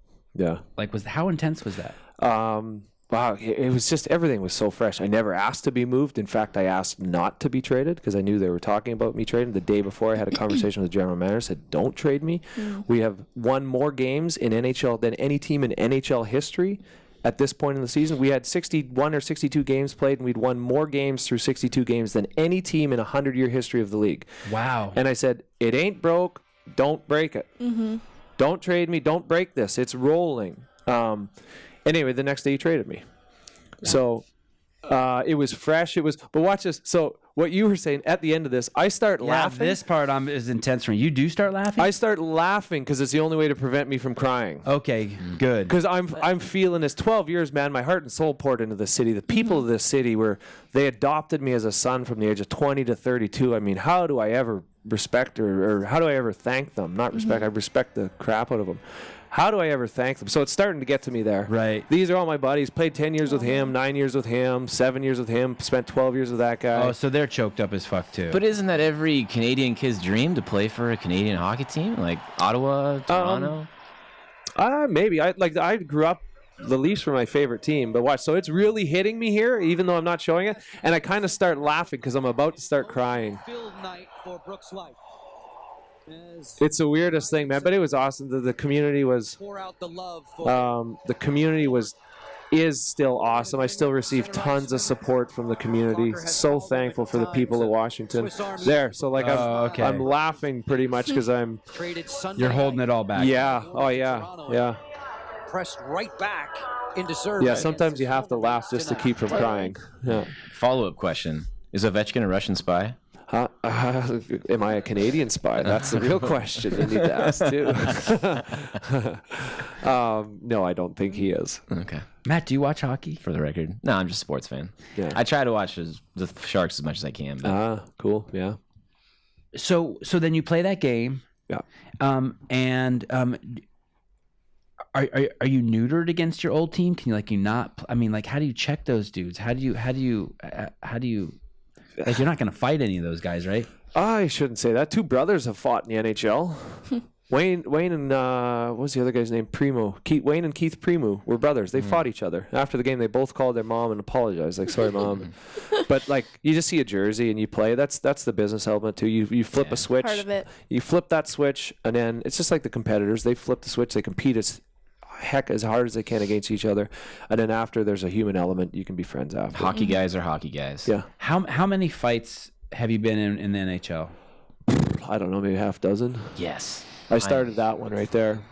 Do you know before you're gonna fight, or is it just like you're? That one I did because I Great went out. question. Yeah. Sometimes it's spontaneous. Sometimes it just happens. You get hit in the face, and you're like, or somebody lays you on your ass, and you're like, I need to go this guy. But so I mean, you've got matchups in hockey, right? Look at the score here, 4-0. We just got scored on to make it 4-0. I went out. This was a centerman. And you started it. Yeah, I started it. Right. So I just asked. I was Oh, like, I need man. to change this. I need to fight. I need to do It's something. part of the entertainment. That one I knew I went out. Look, I was like, okay, Right. I gotta switch this somehow. We're down 4-0. Do you check with the coach? No, Do you check with? Do you tell your teammates? I don't really know. Have you always been an enforcer? I'm not an enforcer, man. I'm not even close to an enforcer. But just sometimes you find yourself, I don't know, in a bout. And you know what? Here's the crazy thing. You fight, you get back to the penalty box, and you're so alive and present. You're just running with adrenaline. You're like, jeez, I should do that every game.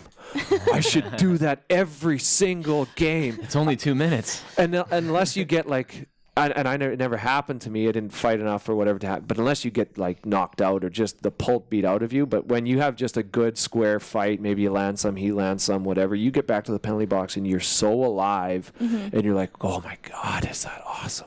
Is Just wanna get there back like in. an etiquette or an order of operations as far as fighting goes? Depends. Like you throw a stick, gloves. I mean, I just watched Mighty Ducks. I'm pulling this from it. Yep. There is somewhat. Decent people will. There's some guys that are there is a code of conduct, because here's the thing. You are a husband, brother, son, whatever, friend, person that has a life outside of this. I am the same. So if I'm in a vulnerable position, if I'm down, I expect you not to grab my head and bounce it off the ice. Fair. Because I have a life to live after I leave this building.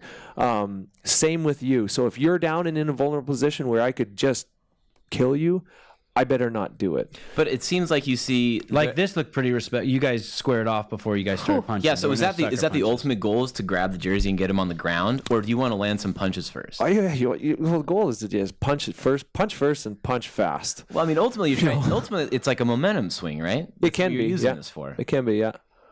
The best part about it is these refs are just, they just start watching you guys. They don't even interfere until you guys are on the ground. Yeah. I wouldn't. It's just want to get close. They're like letting it play. I don't know if I started this. I don't know how I can't. I I think remember you this. push him. I think you push him. And what's that? Like, hey, you, come here. Red-handed. Wow, that's just Ref turns around. that's just an FU. The worst I've ever taken a fight. I got back to the penalty box, and my nose was just bleeding, just like unstoppable bleeding. I'm like, wow. I thought I won this fight. This guy didn't even hit me. And then I watched the fight after, and I hit my face on the ice when we fell. Oh yeah. No, and Yeah. he gets credit for. And my towel is just red in the penalty box, and his is white, and it looks like he beat me up, but it was In practice, is there fighting? yeah. Oh yeah. With your own teammates? Yeah, I've seen that happens in practice. Guys are spirited. Yeah, guys will protect their space. You come into my space, I I'm love going to it. protect Guys are it. spirited. Yeah, it happens. It happens a couple times a year. There'll be fights in practice. It used to happen 15 years ago when I came to the league. to be half dozen at least, 10, 12 fights in practice a year. Really? So, oh, yeah. So do you think the league has gotten softer? It's just shifted. You used to have just guys. There were some guys that were in the league that wouldn't even bring their gloves to the bench from the locker room. It's just like, I don't need gloves. I'm not going on the ice with gloves. You know, there were those types of guys in the league. You don't have that anymore. How old are you when the fights start in the sport? Body contact at 13. So you start fighting at 13. But those are just like cage rages. Everybody has a helmet and a cage, and you just punch each other with your gloves on. You would do those in the locker room before you even went out for practice. They were called cage rages. You put your helmet and gloves on. I put my helmet and gloves on, and we just sit there and swing. It's fun. It's boys will be boys, right? Cage rages. If you want money, go to the bank. If you want bread, go to the bakery. If you want goals, go to the net. Go to the net. Ooh. It's pretty simple, right? And you said that after you scored 2 goals against the Atlanta Thrashers. Was that the first game you had scored 2 goals? I doubt it, but I don't know. That ended up being like I don't know how you pulled that, but that ended up being like one of my most quoted. You want to know? I think you could have made that better. What? You could have ended it with like, if you want biscuits, go to the basket. I think you could have done that way. Do you mind taking a 3-minute break? No, if you want, sure. Thank you. We now return to your regular programming. I can walk around and just stick anybody. I can stick Matt. I can stick Eric. I can do whatever I want with this weapon. Yeah. Because you can't fight me. You can't touch me. And you guys are great with the stick. Yeah. You can't touch me. You can't. What are you gonna do to me? You can't fight. But that makes sense. But I can. If I go do this now, and there's fighting, which there is now, you can legally come and beat the shit out of me. Pump me with 2 black eyes. You deserve it. I'm not gonna do as much of this because you can do that. It regulates. So I get that. That makes sense. So if someone hits you with a stick and then you punch them, you don't go to the penalty box? You'll probably both go. He'll probably get a slashing and you'll probably get a roughing. Those are minor penalties, but in 2 minutes then you can come back out. But hitting with a stick is a big no-no. It is, but it happens all the time. That's probably the most common penalty in the sport is slashing or hooking. Yeah. Damn. This is some of the most fun I've had in this room. I'm not going to say the last 10 minutes. And then it's a power gnarly play. sport, man. Yeah, it's power You want play. that man up. Yeah. So yeah, I'll deliberately try and get you to slash me, Sevon. Like I will irritate you. I will push the legal limit of the rules to irritate you.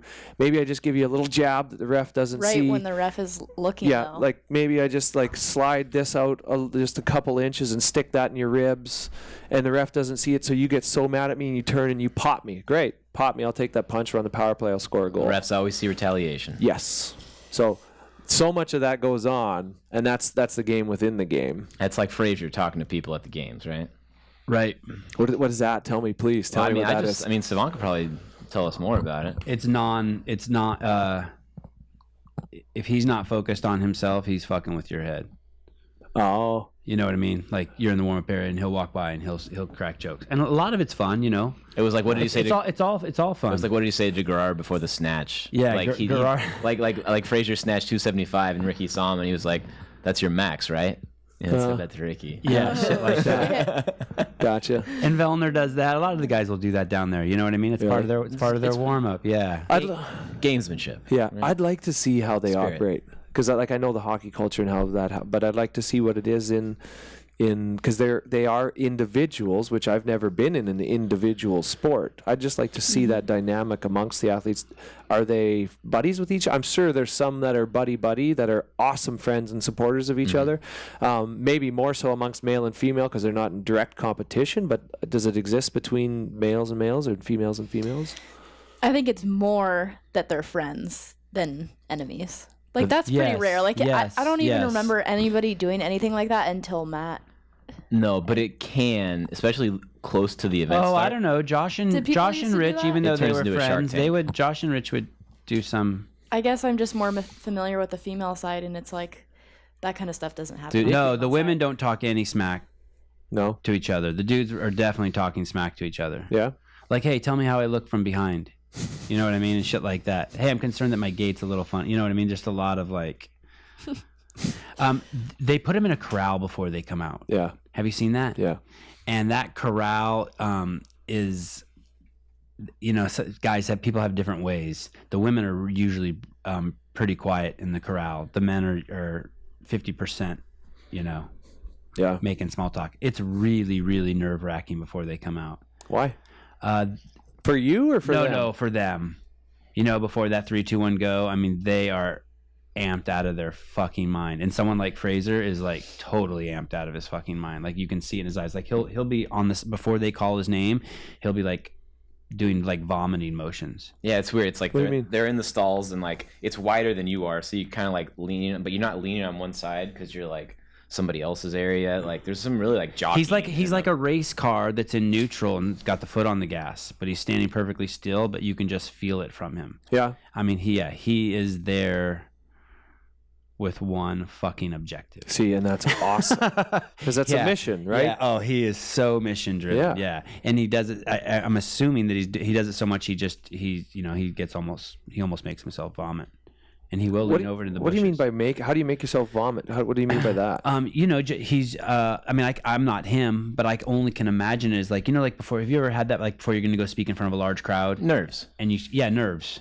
Yeah, his not nerves. To vomiting. No, well, his excitement. Some people are pukers. You can see it in the 2016 behind the scenes. We're waiting to go into the tennis stadium, and Scott Panchik's like, "You want to get that?"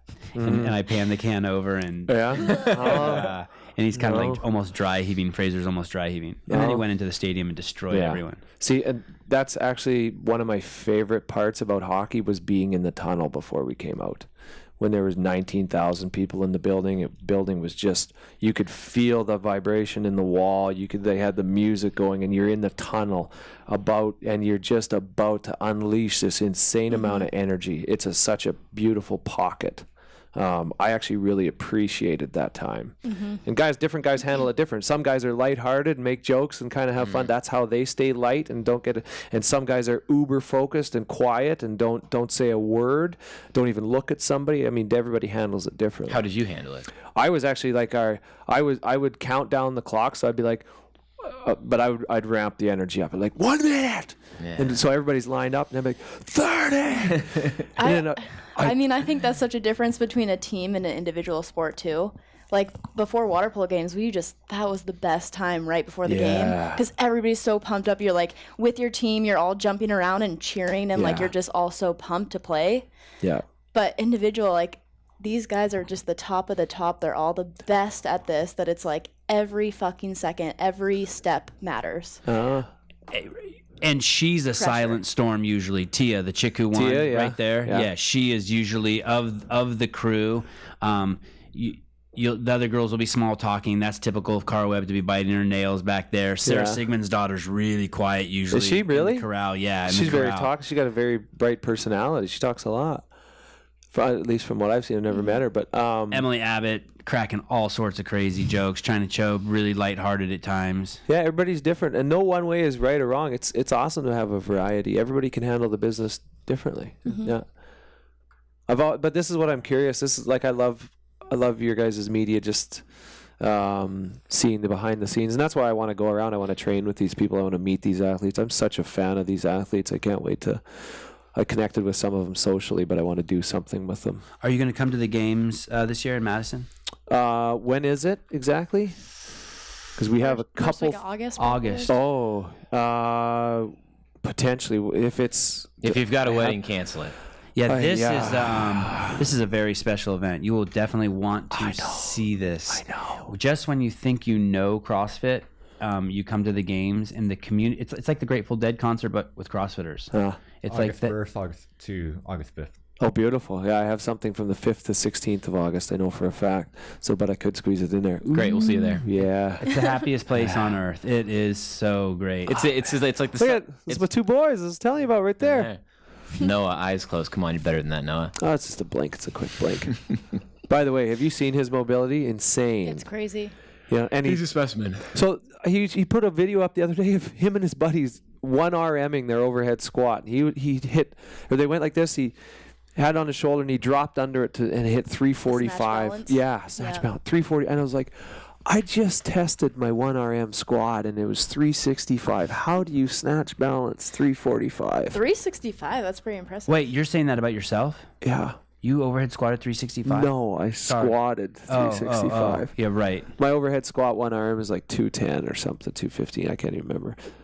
Well, you spent the last decade and a half like this. Yeah, I know. I got work to do. I know, dude. I got so much we all work do. to do. I've been overhead squatting for a decade, and I still have work to do.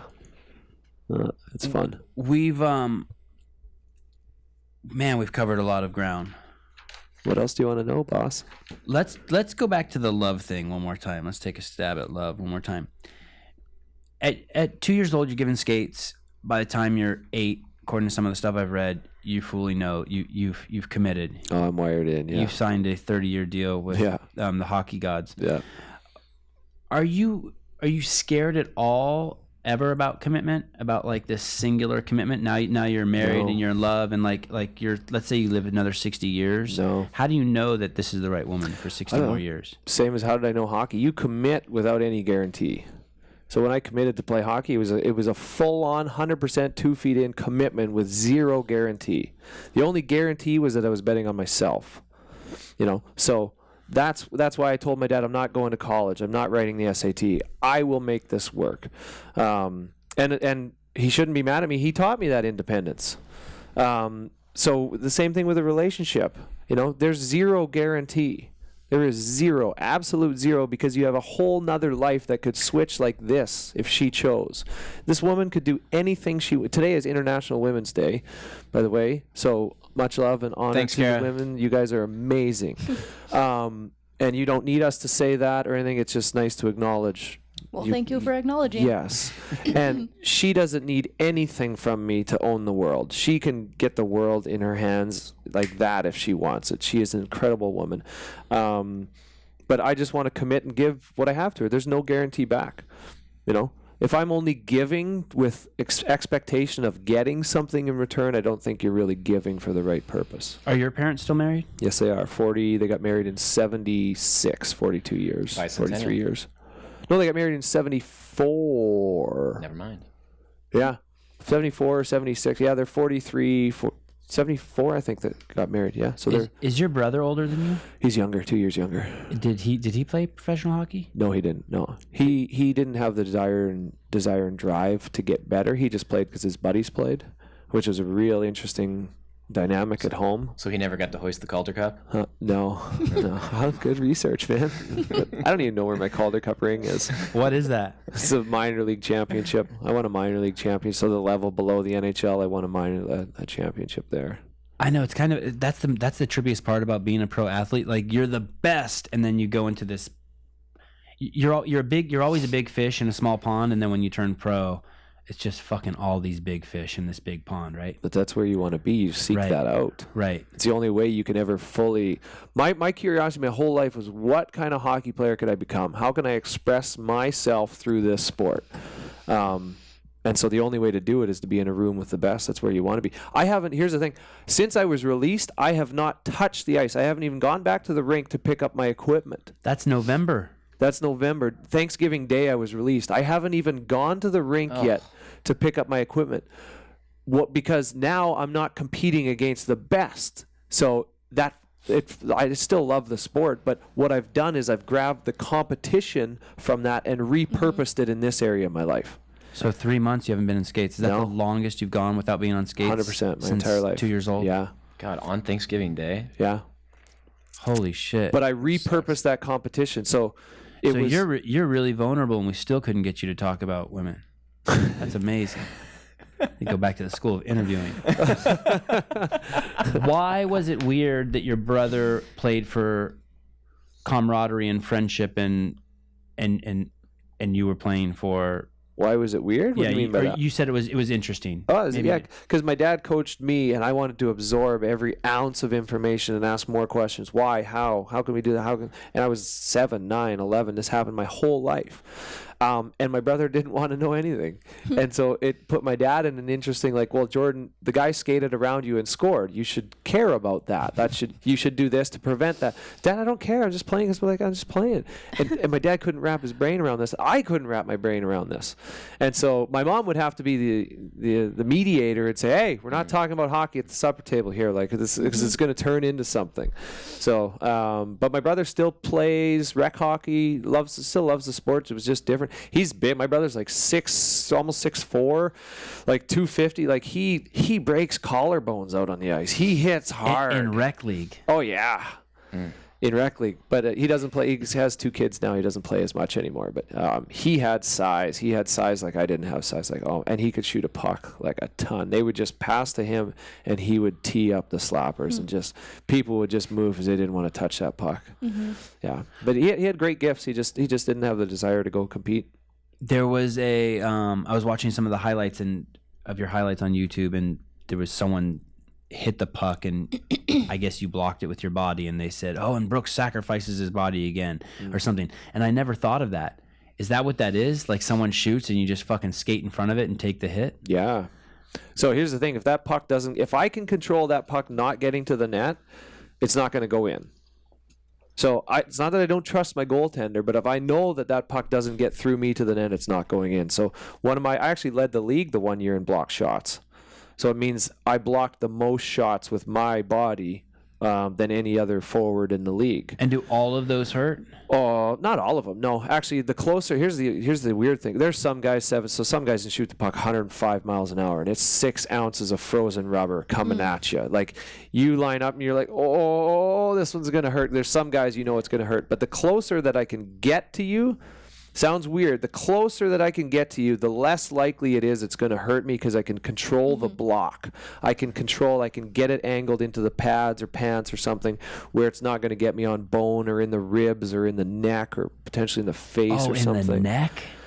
I broke bones in my face. I've taken 2 slap shots in the face. Ooh. But that happens when you're a ways away from the puck. If you can get close to the puck, I can take it in the legs or something, the skates. But if I'm ways away, if I'm 30 feet away, that has enough time to elevate and potentially catch me higher. Were you more of like a get on the ice guy? Were you like a turn, hit the back, or catch it on the fly? Just drop like this. So I'd get right to the side and then right at the... Look, he still winces even when he's demoing. Yeah, because he winces a little. It's just habit. But I would have my eyes focused on it until right as he shot it, I would turn my head and try and hide behind my shoulder. You've been working overhead squats, so you've got the shoulder now. Just in case it rose up or hit a bump and rode right up. And I didn't want to take it right in the living room. Smart. Youch.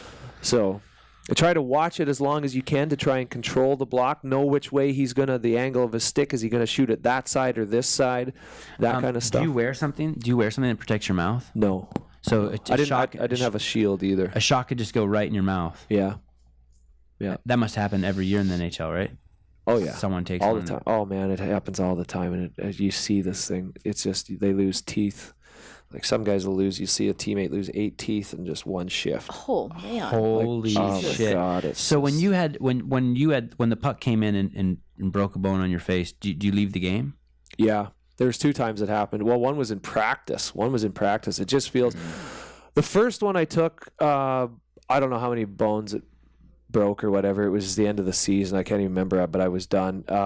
I went to the hospital. They put an ice bag on my face, and I couldn't even feel it.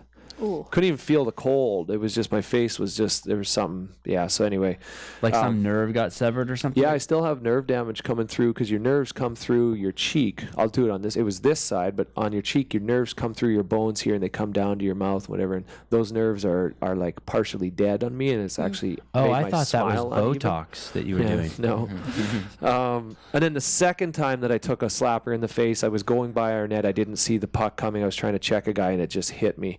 And ended up breaking like 3 bones in 7 spots or something, and they wouldn't let me play because I was like, okay, I can skate. Like, it's a long way from my legs. I can skate. You're a hockey player. You're going to try to play. Yeah, but they said you don't have enough stability in your face. If you take a hit, your eye could literally droop because you don't have enough stability around it, and you could end up with a deformation. So I had to miss 4 games. So basically you're saying you feel no pain. No, you teach yourself. You make it. I made it a law to brand myself that when our team plays, I play. That was the law. So regardless if you're sick, if you're hurt, if you're tired, if you're whatever, that I would play. That was the way I approached it. My dad only missed 3 days of work in 33 years or 35 years. He only missed 3 days of work. And I saw this every day from my parents at home. So this wasn't I saw this. I saw the way a person should operate. And like I said, I'm a loyal guy. I gave everything I had to my organizations. My dad gave everything he had to the people he was serving and the organization, the school he was serving. And I saw this every day, and so I was cultured that way. So it's not so much an issue of being tough. It's an issue of finding a way to be accountable. More loyalty. It's got to be a cousin of loyalty. Yeah. Well, and here's the thing. I loved hockey, man. I wake up every day. I wanted to play that sport. I'd find a way to do it. So I used to feel that way about Budweiser's. Probably when you were in your prime.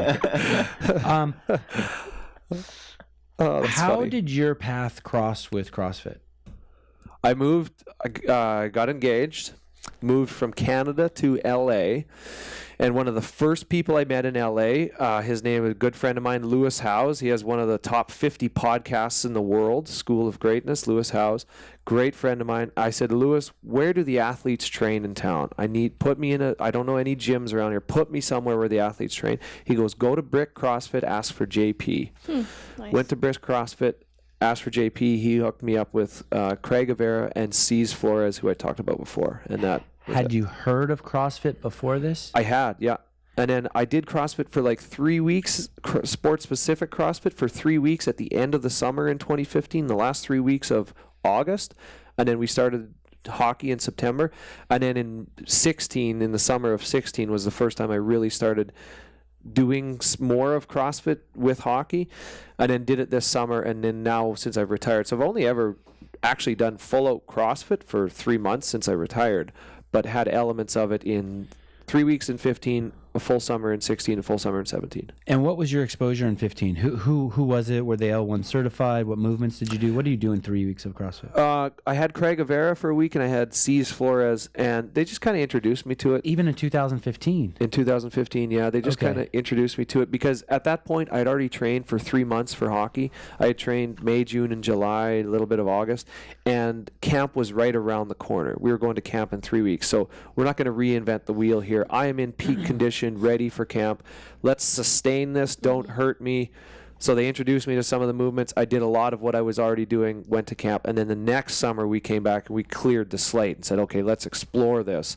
What elements of CrossFit can I take to make me a hockey player? I had to educate them on hockey, and they had to C's had to educate me on CrossFit. And then we married the two, and it's still an ongoing conversation today. And he's one of my favorite people to see at the gym every day. And you guys will know his name. C's Flores is insanely bright, talented young guy. And we just explore human engineering, man. It's so gnarly. So let me see. I'm going to see if I understand this. 2015, you're with Mr. Howes, and he says, check out CrossFit. Yeah. And before then, you had heard of it. You had heard of it. Did you have feelings about it? Did you have thoughts about it? Didn't know anything about it. Didn't know an athlete in it. Didn't know who Rich Froning was. Didn't know. Okay. And then it was the summer of 16 where I started watching like some YouTube videos. Okay. And stuff, and then started following, and it was like, holy, look at the strength and power and speed of these guys, but the mobility. Look at the mobility of these guys. And I think that's the foundation of all athleticism, the ability to move. Stack, like if you're doing like your pyramid thing, stack the bottom layer as movement. If you can have such the widest range of movement, then you can stack power and speed and everything else and specific skills right up to the elite point on top of that. But if you cannot move, you're not going anywhere. And these guys could move. And girls, women could move. And now it's 2018. And so you dabbled in 15, you dabbled in 16, and now it's 2018. When did you, now it seems like you're really on the train. Yeah. And you're headed down the road. When did that happen? So November, and Thanksgiving Day I was released from the Kings.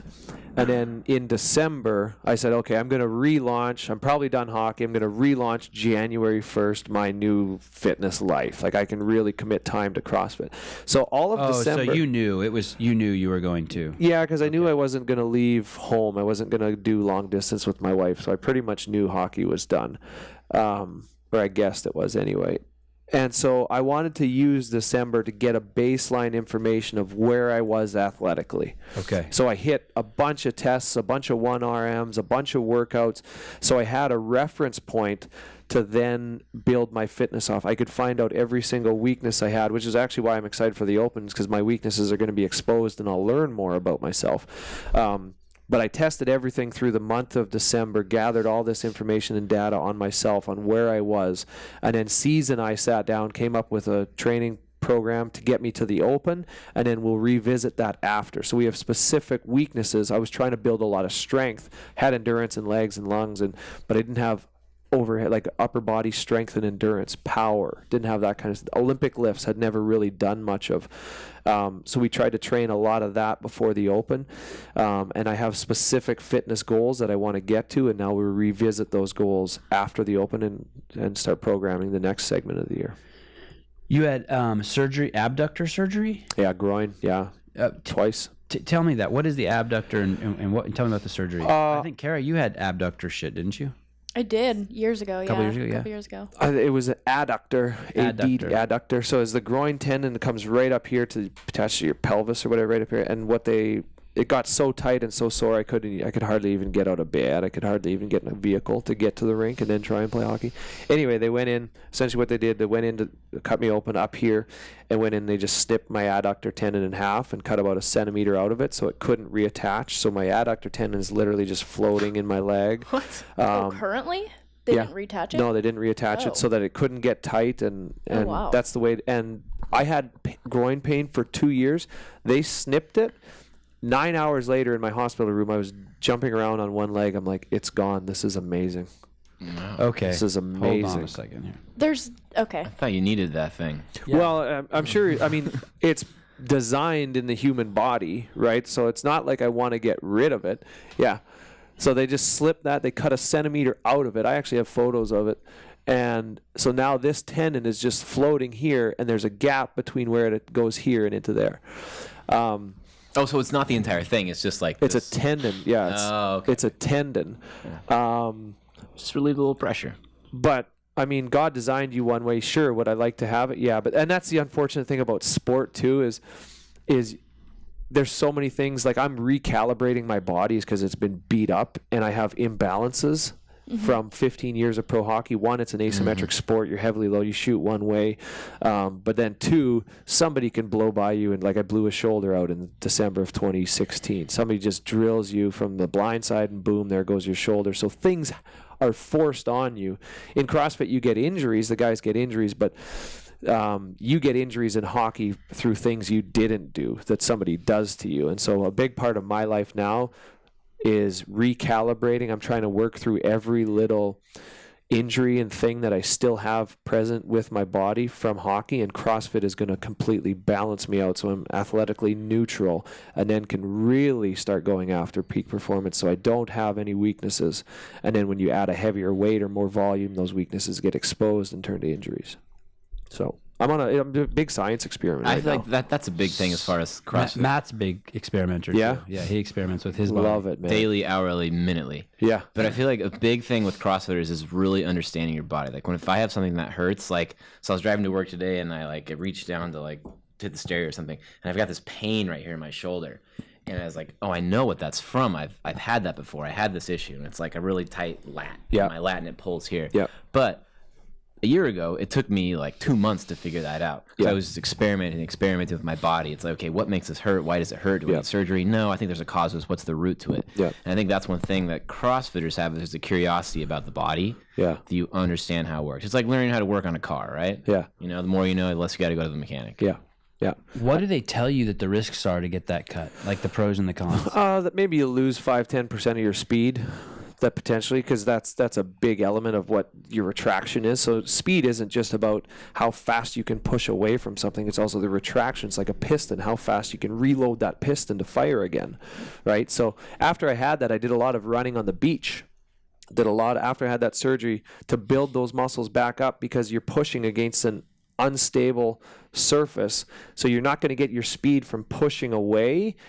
it forces your retraction to be so much faster. So after that happened, I did a lot of, I was fortunate to be in LA, did a lot of beach sand workouts to retrain that muscle to fire quickly, the retraction muscles to load, and because we can find a stable surface to push away from all the time. Go to any gym, any floor is a stable surface to push away from.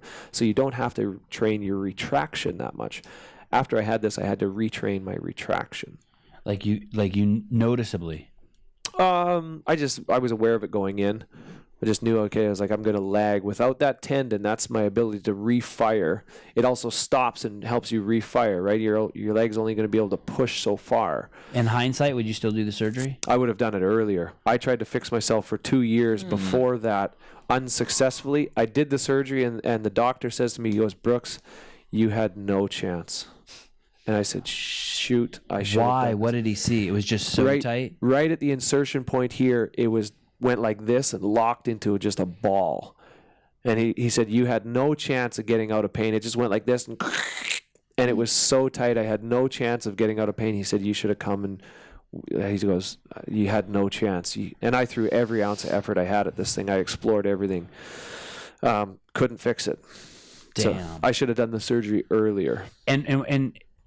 But it was being a professional athlete and pushing so hard that caused the problem, right? Yeah, and what's a blessing is sometimes a curse. It was, I'm okay. I didn't listen to my body. You go through a lot of actually like sensory deprivation to train yourself not to listen to your body. Mm-hmm. That this does not connect to this. This does not negotiate with, or the body does not negotiate with the mind. The body performs. That's the way it is, and that served me a lot in my sport. It also negatively affected me. A loyalty that betrays your body. Yeah. Well, so sounds like it was worth it. I don't know. Yeah, 10 out of 10. I would have done it. Yeah. Are you a religious guy? Actually, I've found. I don't know if I'm religious. I've found spirit a little bit in the last. I found my wife and I go to an amazing church in Los Angeles that's really connected me spiritually.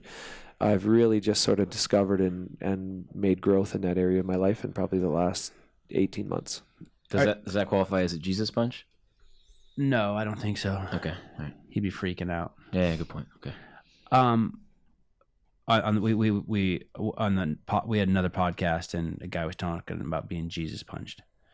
Okay. I thought it was a comment. Have you been Jesus punched? I don't even know what that is. Okay. Do you know the term anicca? No. Okay. Because you said in one of the podcasts I listened to in 2012, some guy said something, and you said, "This too shall pass." Oh yeah, yeah, and that's a Buddhist saying. Yeah, and in Sanskrit it's anicca. Okay. Yeah, so I just thought, I wonder if he's got. Is your church a Buddhist church? No. No. Okay. No. You played hockey your whole life.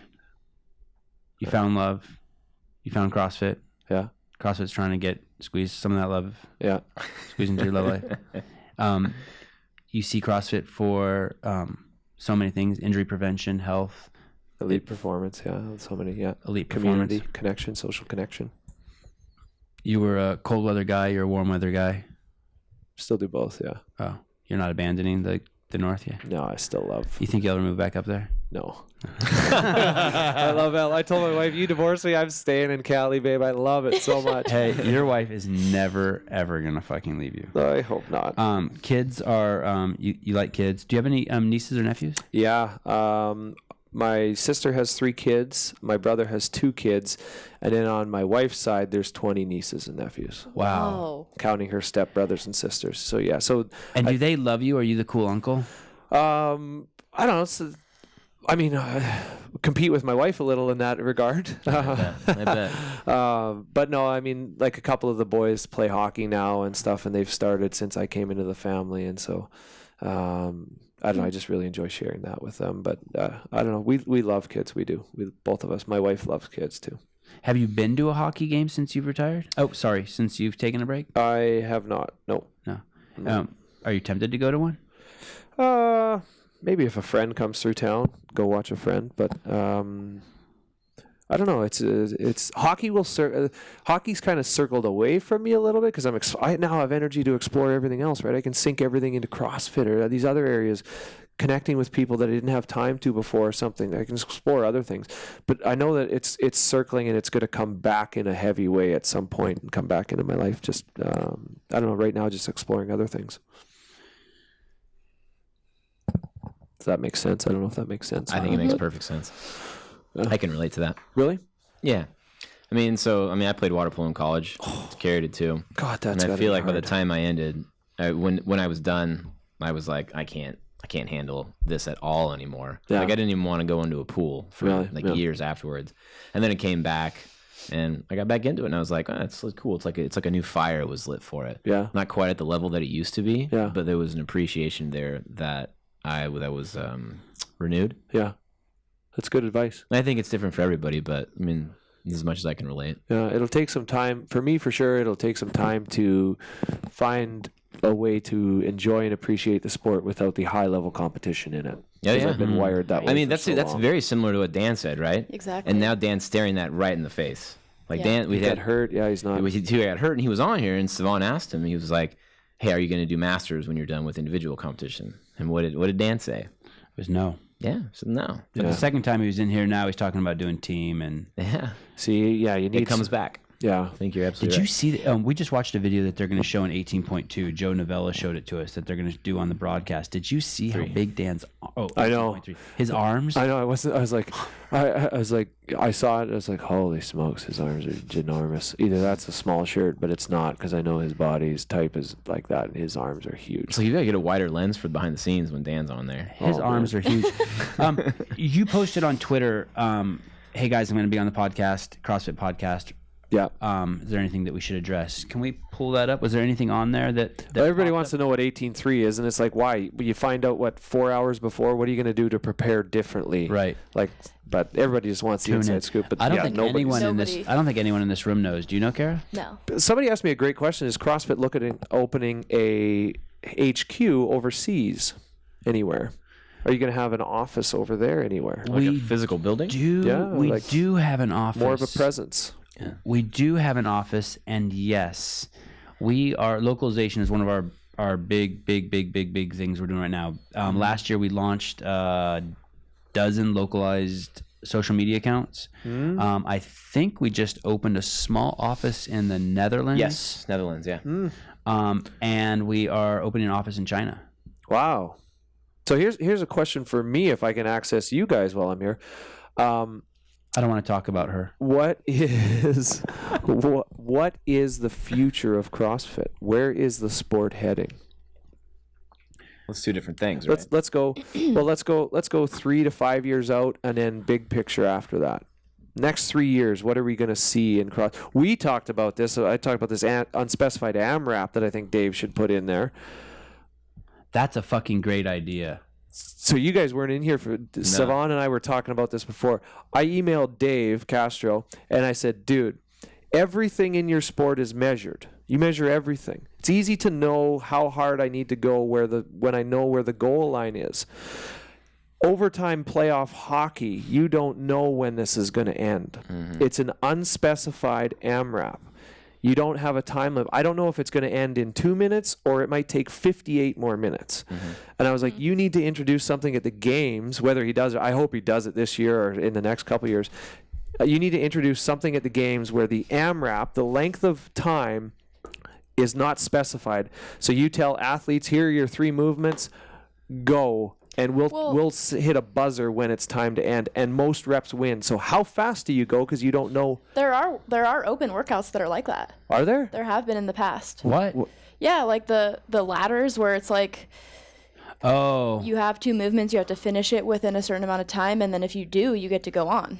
If you're not that fit, you're done. But if you're super fit, you keep going. I think it's in the same vein, but what he's getting at is... It is in the same vein. You don't know when it's going to stop. So do you redline off the bat, or do you hold a steady pace? Like you're guessing. So how hard can you go when you don't know where the finish is? Right. I see what you mean. He's saying it's a 400-meter run, Karen. 20 push-ups, 20 pull-ups. Right. I'll tell you when to stop. Right. Like, And if you're told to do Fran, but you don't know if you're supposed to do something else, like, are you going to PR your Fran right now, or are you going to chill and do your Fran? Basically, what it does, it takes all game planning and throws it out the door. Yes. Or And so whatever. now you test an athlete's now this is mental. This is all mental. How hard can you push? Because that's overtime playoff hockey. How hard can I push? Because I want to end this right now. I need to push to end this, but I don't know if it's ending now or 3 hours from now. So the workout could be a 12-minute AMRAP. What if it's a 36-minute AMRAP? Right. You are going to see athletes crumble mentally I see what you because they mean. cannot move anymore. You're going to see, Right. and you're going to see other athletes that just like so much of CrossFit is Put just them on the keep- row. Put them on the rower Dude, and be like, you "I'll know- tell you when it's over." Yeah, just keep moving, right? That's so much of CrossFit. Make sure you are moving. What did Dave say? Did he respond to you? Yeah, we exchanged about it, and the only thing what we were talking about is if you have different fleets of athletes, the second fleet that like the first fleet might come out and say go, and then somebody in the stands could tell the second fleet it's 32 minutes. Oh, that's what. And then we You were know, saying just have them go all at once. That's why everybody got You know, once. were you there that one time that Lori, our coach at CrossFit Santa Cruz, did that to us one time? We had a workout, and she didn't start a clock. She started her own clock. Yeah. And so we had no idea where we were. I think the time was specified, but we had to guess in our head, like how where to it pace. was. Yeah, or that's what I'm Someone talking will about. know. Yeah. It yeah. was similar, but we did know that there was an end time. We just couldn't see it. Yeah. So Dave knows it's a 26-minute AMRAP, Right. but none of the competitors know right. that. So how hard can you go for how long when you don't know Right. where the end goal is? And then all of a sudden he says, "Bang," and you You're have 1,000 reps, and that other person has 972. Will you win or so? You know. Just like cool how test. everyone in the room knew there were sparks between you and Dan, but you don't think any of us knew. Everyone on YouTube knew. Yeah, but everyone on YouTube knows. Hey, you know, let me bring this idea full circle. Give you a name for it. We call it golden goal. Golden goal. Golden goal. Sudden death. Yeah.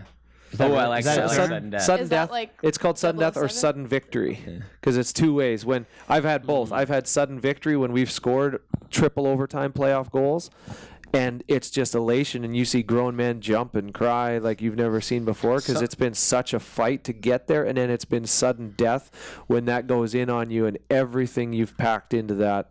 I've had Game 7 double overtime goals go against me, and your season just dies. Your season ends at that exact moment. You've been redlining as hard as you could for 11 months, and it dies like that. Some of my fondest sports memories are during playoff hockey when I'm out and about with the boys, and then overtime hockey just keeps going and going and going. It's like, yes, this is awesome. There's something to watch. Yeah, yeah. But then I want to see the athletes go through that. That's a whole Yeah. new beast. But anyway, I'm That's curious cool. from you guys. That's me talking. I'm curious I from like you that. guys. I Oh, like I like that. it. Where do you see CrossFit going in the next 3 years? That's a different question. You want me to get this? You got this one. When I think of CrossFit and I think of the CrossFit Games, I think of the CrossFit Games is our skin, kind of our epidermis. It's like what people see. Okay. But like 99% of CrossFit is really under that skin. Yeah. And so, the interesting thing is going to be how those two perceptions of CrossFit, of what CrossFit really is versus the perception of CrossFit, move forward. So those of us at HQ, and like I said with our media, like if you look at our media, we really, really have captured the fittest people in the world. If you want to be the fittest human being in the world, here's the methodology, here's the community, here's the diet. It's all right there.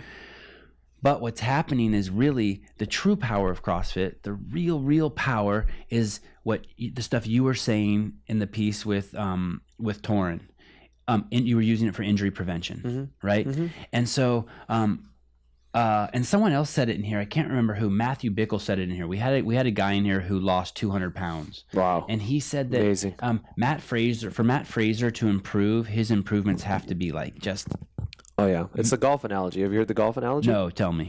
So let's say you start golfing and you golf 100. Well, if you golf a couple times a week, you can take that to 90. Okay, right. You golf 5 times a week, you can take that to 80. Those are big, massive jumps, right? What if you are a PGA Tour pro and you shoot 70 every round? How do you shoot 69? Right. How do you you know how much effort and intensity you have to put in to take off one stroke when you're already so good You know, to get another 1 stroke off of 70, to get 10 off of 100 to 90, that's a piece of cake. That's the low-hanging fruit. Right. It's the same thing. I understand what he's saying. So we need to make sure, first and foremost, that every person out there who's taken the L1 and every single affiliate owner in the 15,000 affiliates in 140 countries, that they all know that they have the power to cure chronic disease. Wow. So,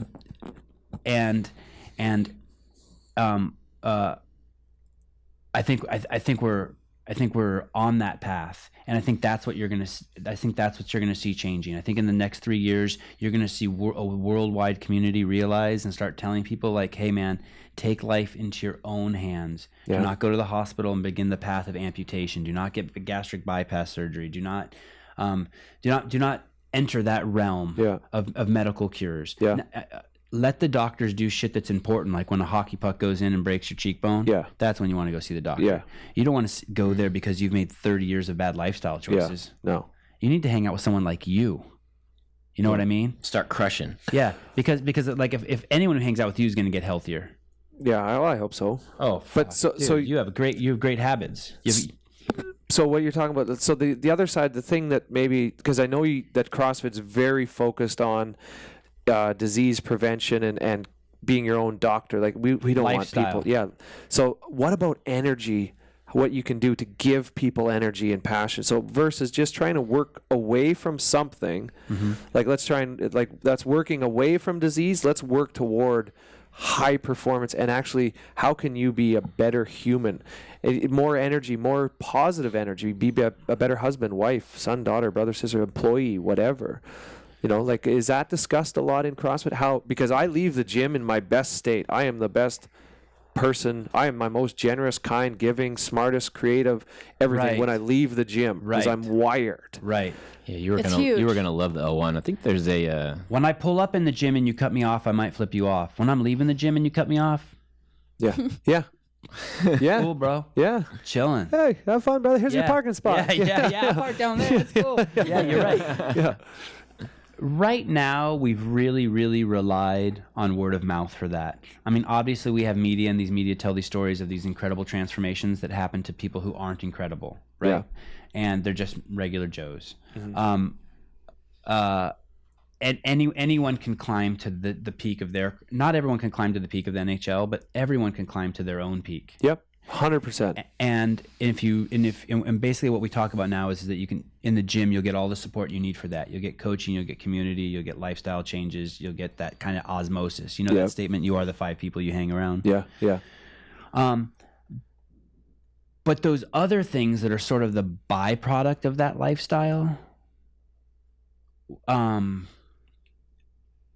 don't know if we talk about that a lot. Well, remember what Greg used to say? Am I understanding you right? Yeah. Because, go ahead, sorry, Kara. Just back in the day, he used to say he knows all those things are going to improve in your life. You're better husband, better. He knows all of those things. You're going to be better at your job, whatever. He knows those things are going to happen, and he just is trying to get you into the gym. And once he starts training you, you're going to start exploding all your happiness and how much those things have been improving to you. Yeah. And he's just going to sit there and be like, yeah, I know. Yeah. It's not so much chasing changes or certain goals isn't the right word, but wanting something in life, you need to change habits to draw those towards you. Yes. And I think once you change that, nutrition, fitness, lifestyle, other things come. Well, I mean, you say it all the time in here. You start CrossFit, you're either gonna get a raise or get a new job. Yeah. You're either gonna your relationship's gonna get better or you're gonna get divorced. Yeah. You'll filter. Right. Yeah. Right. It's a great filter. And we see it all the time. And just like you see people coming to the gym who are like, I can't get pregnant, and fucking a year later they're pregnant. Yeah. And it's like they stopped focusing on getting pregnant and they just focused on being healthy. Yeah, being healthy. Yeah. So like that's a big pocket in the world, or like a lack in the world, is where people don't understand that they have the immense power to create the life that they want, where anything is possible. Literally, information is at your fingertips. Seek it out, and then it's just on you to apply it. It's literally everything you want can be found in this device.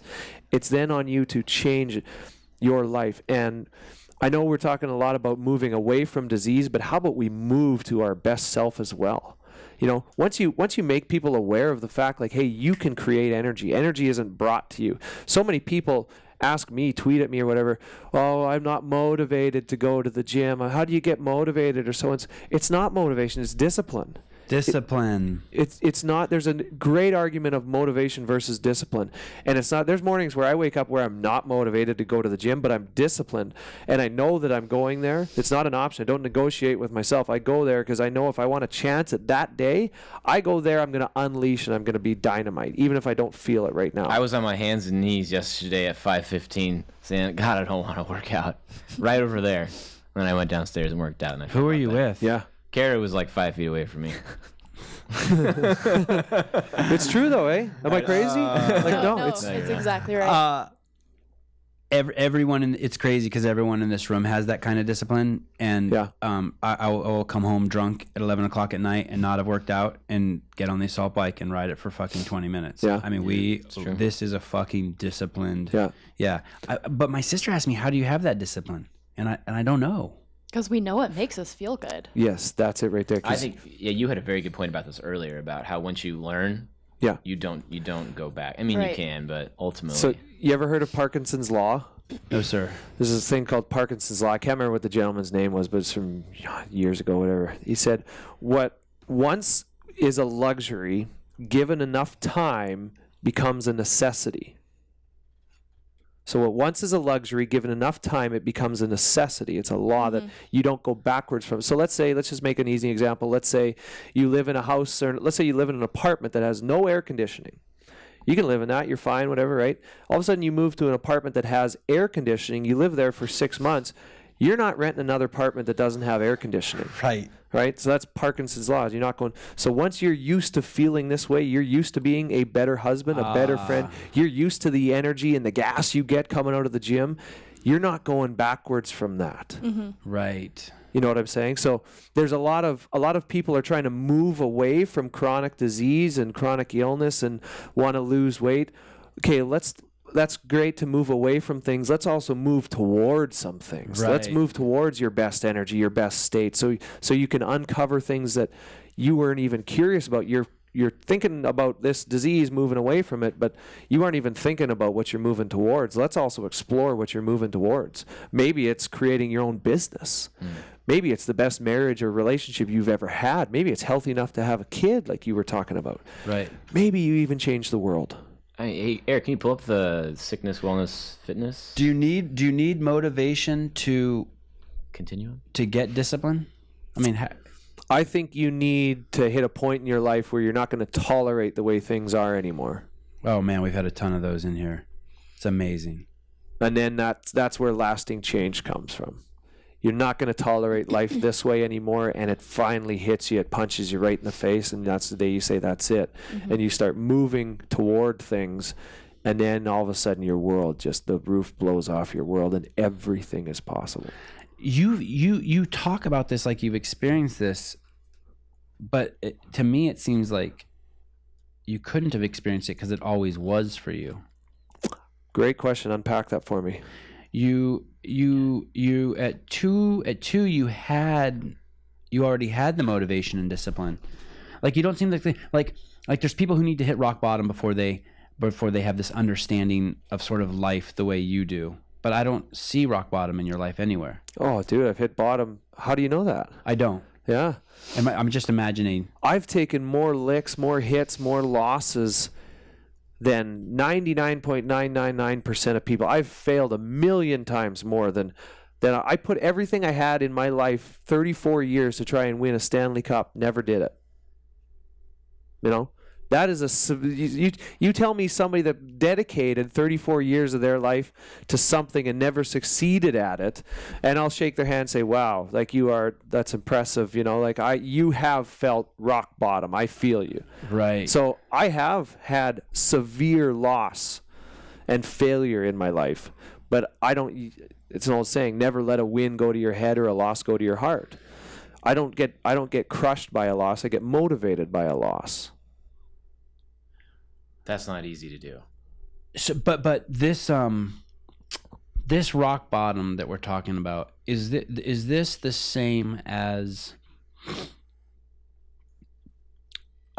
is it the same as if somebody's like a little overweight, or is the scale the same as no I'm thinking like an alcoholic who finally is like, okay, I'm done with this shit, I'm gonna go to fucking AA, I don't want to wake up one more day like this, next to a strange guy, blah blah blah, and then you hit rock bottom, and then is it that kind of like, when I say rock bottom, I think of someone who's like kind of a life or death situation, like their life is so bad that they fucking want to die. You know what I mean? Like, it's like, fuck. Well, it's just intensity across different platforms. It could be, for some people, it is life and death, right? If somebody's going to have a heart attack, that's life or death. Right. But the way I experienced my sport, the competitive desire, to me was life or death. And I was going to survive. And you had given your life to it. Yeah. Like, it literally, to me, was life or death. There were times, dude, there were times where we would lose a playoff game, like our season would end, and I would look for the first flight I could to any island that didn't have a TV, so I couldn't watch hockey. Because I didn't want to talk to anybody.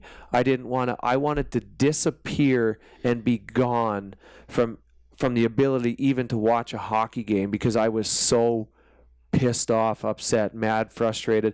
And there were summers I would go home and I would train angrily all summer long. I would train angry and could never work the beast of the loss out. Wow. That I've been in lows. Spent whole summers upset and mad trying to change a result that happened months ago, years ago. Like, I spent, and I had to learn, hey, you can't live like that. That's why I'm so thankful for my wife and our dogs. They balance me out. I'm glad to hear you say I can't live like that, because that is actually kind of a fun way to live your first 30 years. But now that you have a love in your life, you can't do that, right? You can't just swing off the fucking deep end and. But I can't survive like that. I'm not gonna. I'll die of massive heart attack at the age of 35 if I keep trying to change the past by putting so much in. Just like, I couldn't work out the beasts. That's what I figured out. I couldn't, no matter how hard I couldn't work out the beasts. I had to change my motivation from getting rid of trying to work out a beast to, sometimes it serves you well. Hey man, there's times where you're upset. You go and you just, you throw some heavy shit around, motivation. And that's awesome. But I had to switch it from working out for a purpose of hate and frustration to a purpose of, I want to move towards this in my life, and I want this to better my life. So you changed your fuel. Yeah. Did you have something at a young age that gave you, that started that cycle for you? Like, let me give you an example, like Mike Tyson. Yeah, I know his story. Yeah, very well. And I remember someone saying to him, "Hey, why didn't you go see a therapist?" And he goes, "And get rid of the shit that drives me." Yeah. Oh, thank you. So like, actually, it's a great conversation, because a lot of people have engines for different reasons. My wife's engine is very different than mine, and quite often a lot of her engine comes from where things that happened to her, things that people did to her, and she said, "Screw you, I'm going to prove you wrong. Watch me." Right. Watch me. But that only, so then what? So then you use that gas until what? You prove that person wrong, then what? What's your source of power then? Right. And she actually experienced that when she met me. She found love in her life and didn't have this source of, not hate, because my wife doesn't hate anybody, but didn't have this source of drive. She's like, I'm happy, I've lost my drive.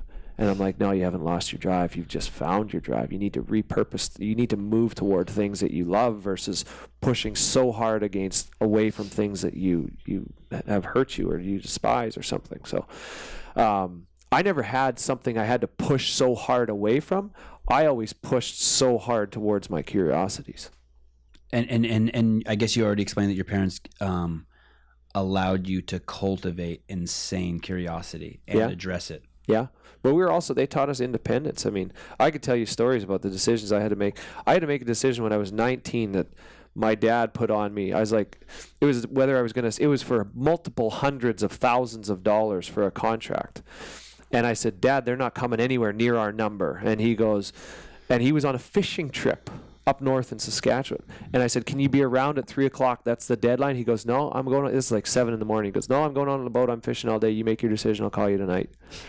a professional career decision. You're looking to your dad for some guidance and counsel, and he was my coach my whole life. Uh-huh. And he goes, no, I'm going fishing all day. You know I'm up here. I'm going fishing all day. You make your decision. I'll talk to you tonight. You be happy with your decision, whatever it is. And it was multiple hundreds of thousands of dollars. Thankfully, they came. It took 13 minutes before the deadline. They came to my number. I had to wait them out and sweat them. They came to my number, and I didn't have to make. But they taught us independence. You are accountable for your life. You take 100% accountability of your life. You get 100% power for your life. Damn. And that was a lesson that stuck with you to this day. Yeah. And I'm so thankful for it. Do you have an agent? I did have I had the same agent since I was 17. I had the same agent for 17 years. And you don't have him? Again, loyal guy. And you don't have him anymore? I don't. He doesn't have to represent me for a professional contract. So still a friend, great friend, so meaningful to me in my life. But professional relationship doesn't there because hockey's not there anymore. I bring this up because through the years we've had all sorts of famous people like do CrossFit, and I'd say 50% of them, actually more than 50% of them. It seems like, actually I can't think of any who weren't like you, who it wasn't like they weren't trying to sell us something. So like when who's the rapper was doing CrossFit? Rick Ross. Oh. He only did shit for money. So when I went and interviewed him, he was doing CrossFit. When I went and interviewed him, I was like, so what do you think of the iPhone? He goes, I'll tell you when they pay me. But when it came to CrossFit, he was willing to do everything for free. Yeah. And I was just wondering what your agent would say, that you're affiliating with an organization without an exchange, or affiliating with a brand, or... No, he was my agent for hockey specific. He was hockey specific agent. Outside of that, man, like I said, my mission now in life is to serve, to give to people, right? I want to add massive value, as much value as I can to people's lives, because I know what it's like to live a great life. I feel like I do it every day, and I freaking love life, in case you haven't noticed. But I still want to get better, but I also want to unlock that in people, you know, because here's the thing, and this is why I have amazing parents. My parents are both still alive. They gave me an amazing childhood, and for sure I am only where I am in life because of the huge role that they played. What if you didn't have that? What if your parents said, no, Matt, you're never going to amount to anything? You know, I was so fortunate to have good parents like that, and I want to... Matt would be president of the United States if his parents would have said that. But you know what I mean? Like, how do I ever thank my parents? So what do you think of Trump? No, just kidding. Yeah. How do I ever thank my parents for that? Yeah. You pay it forward to as many people as I can to say, I believe in you. I want your best life for you. I want you to know you can have the greatest life. Yeah. I'm going to try and give you information. Use me. Is that your connection to Tony Robbins? Yeah. Well, yeah, when I got released, my wife was going to Tony Robbins. Her brother, there was a crew of people going to Tony Robbins 10 days later. And I got released, and she's like, do you want to come to Tony Robbins? And I was like, well, I got a boatload of time and nothing to do right now, so I might as well. And then... Yeah. He's a self-help guy, right? He's in everything, man. He's a superpower. This guy is awesome. Why is someone... He's a human weapon. He is. Oh, brilliant. Love him. And why is someone like your wife, whose career is just amazing, what she has time to do that? You prioritize time to do it. Yeah. You seek this out. Here's the thing, the best people across all industries, whatever, they always seek to grow more. You never get to the top and you say, oh, okay, this is good, I'm just going to coast here. You're not going to be there very long. And the qualities in you that got you to the top won't allow you to do that. Right. You're not going to get to the top and then say, okay, this is good enough. That's not the fabric you're built on. You are always going to push for more. Like me, 15 years pro athlete, this is not good enough for me. Right. I need to do, just because it's the fabric in me. Same with my wife. People, and it doesn't have to be the top of any industry. It can be just your curiosity of your performance as a person, of elevating your lifestyle. There's this guy, Matt Bickle, who we had in here, who has a lot of your same energy. And Greg Glassman's sister, Kathy Glassman. Greg Glassman's the founder and creator of CrossFit. His sister runs our affiliate program, Kathy Glassman. And she's on this program where you do 1 squat on day 1, 2 squats on day 2, 3 squats on day 3, and she's at day 307. I spoke to her this morning. Oh my God. Can you imagine that shit? Okay, so Jeez. on Cinco de Mayo, on May 5th, Kathy Glassman will hit 365 squats. Oh, that's awesome. And she's telling me that, and I'm like, holy fuck. And this guy, Matt Bickle, who lost 200 pounds, who's just an amazing firestorm of fucking energy. I'm sure your paths will cross. Massive dude, massive man. Yeah. He says to her, I'm like, yeah, go Kathy, badass. I can't wait. Let's go have a fucking drink after that. And Matt's like, what about 366? Yeah, and I'm like, oh, yeah. Oh, yeah. It's just the way they're wired. You know? Oh, yeah. What about 366? I love it. Because otherwise, holy shit. You're going to cap yourself. Why do you ever want to cap yourself and know what you're capable of? Yeah, I'm doing 100 podcasts, and that's it. Huh? Yeah, right. Yeah, you told me that. And you know what? Maybe you will. You know, some people are going to train for a specific thing, and that's good enough. They'll move on to something else. I'm not saying that you have to continue everything to infinity. But just I just overall as a human being, I think you should always be curious about, can you improve the quality of your life and the life of the people around you? You're at 19, and your dad says he has to go fishing, and you make the decision, boy. Does he know what he's doing? Or is that just, like, does he know he's empowering you and giving you, like, slapping you on the balls and giving you a chance to grow up? Or is it just accident? Accidental good parenting? No, I think my dad knows what he's doing. I think he knows. My parents always played the long-term game. They wanted, you know, they saw the forest more than they saw the trees, kind of thing. They're brilliant. They're just so, he knew what he was doing, and also I think he had a little faith in himself at the moment that he's like, I gave everything I have to this kid. I got to let him go now. It's on him, you know. Like I can't. So it's you know. So I think my dad really knew what he was doing. I think he believed in the way he had parented me, and whether or not he believed me, I'm sure he probably did. But I was going to learn, good or bad. I was going to learn from that experience. My parents put me in that situation too, but I think it was just benign neglect. I don't think so, man. I'm serious. No. I'm telling you. So. No. Your mom is a listener of the show. I agree, but like our mom's the best. His mom's great. Our mom's the best. My mom just let me do whatever I wanted, but I don't think it was because she trusted her rearing skills. I think it was just she was busy working. Well, maybe that happens too. I'm sure that happens too. But there's also a blessing in that you have to figure stuff out on your own. My parents both worked. Made me fearless. Yeah? Yeah. My parents both worked, yeah. Mm-hmm. Oh, what did your parents do? Dad was a principal. Mm-hmm. So he's a school teacher, then he was a principal, and then he went on to become the director of the division. Now he's a chairman of the provincial school board, so he's still involved. Even though he retired, he still got involved. And my mom was a rural administrator, wrote policy for rural municipalities, that kind of stuff, and then took another job. Like what to do with runoff or shit like that? Like tax, mill rate stuff, tax rate, haylage, crop insurance, a lot of kind of just the governance of a elected position. No. Appointed? Yeah. Well, you apply for it and whatever. You have to have certain qualifications to get it and whatever. Were you a good student? I wouldn't say I was good at school because I had a good memory, but I always knew I wanted to play hockey. So like the last year of grade 12, I made a deal with my math teacher. I was like, hey man, I'm not coming to the class. Like it's the afternoon. I'm going to skip your class. I told my math, this is a true story. God, Brad Moser, my teacher. I said, I'm not coming to math class in the afternoon. I'm going to the YMCA and I'm working out because I'm going to be a hockey player. And he knew that. And he said he finally made a deal. I had enough absences. He finally made a deal. He's like, okay, you need to come write the tests at least. So I came, he told me the test dates, I showed up, I wrote the tests, I ended up getting a 73% in the class, and then 10 years later he came to a game in Toronto when I played against the Toronto Maple Leafs, and I said, see Mr. Moser, you were a part of this. I am here because you let me not come to your class. You know, it's awesome. I have a confession to make.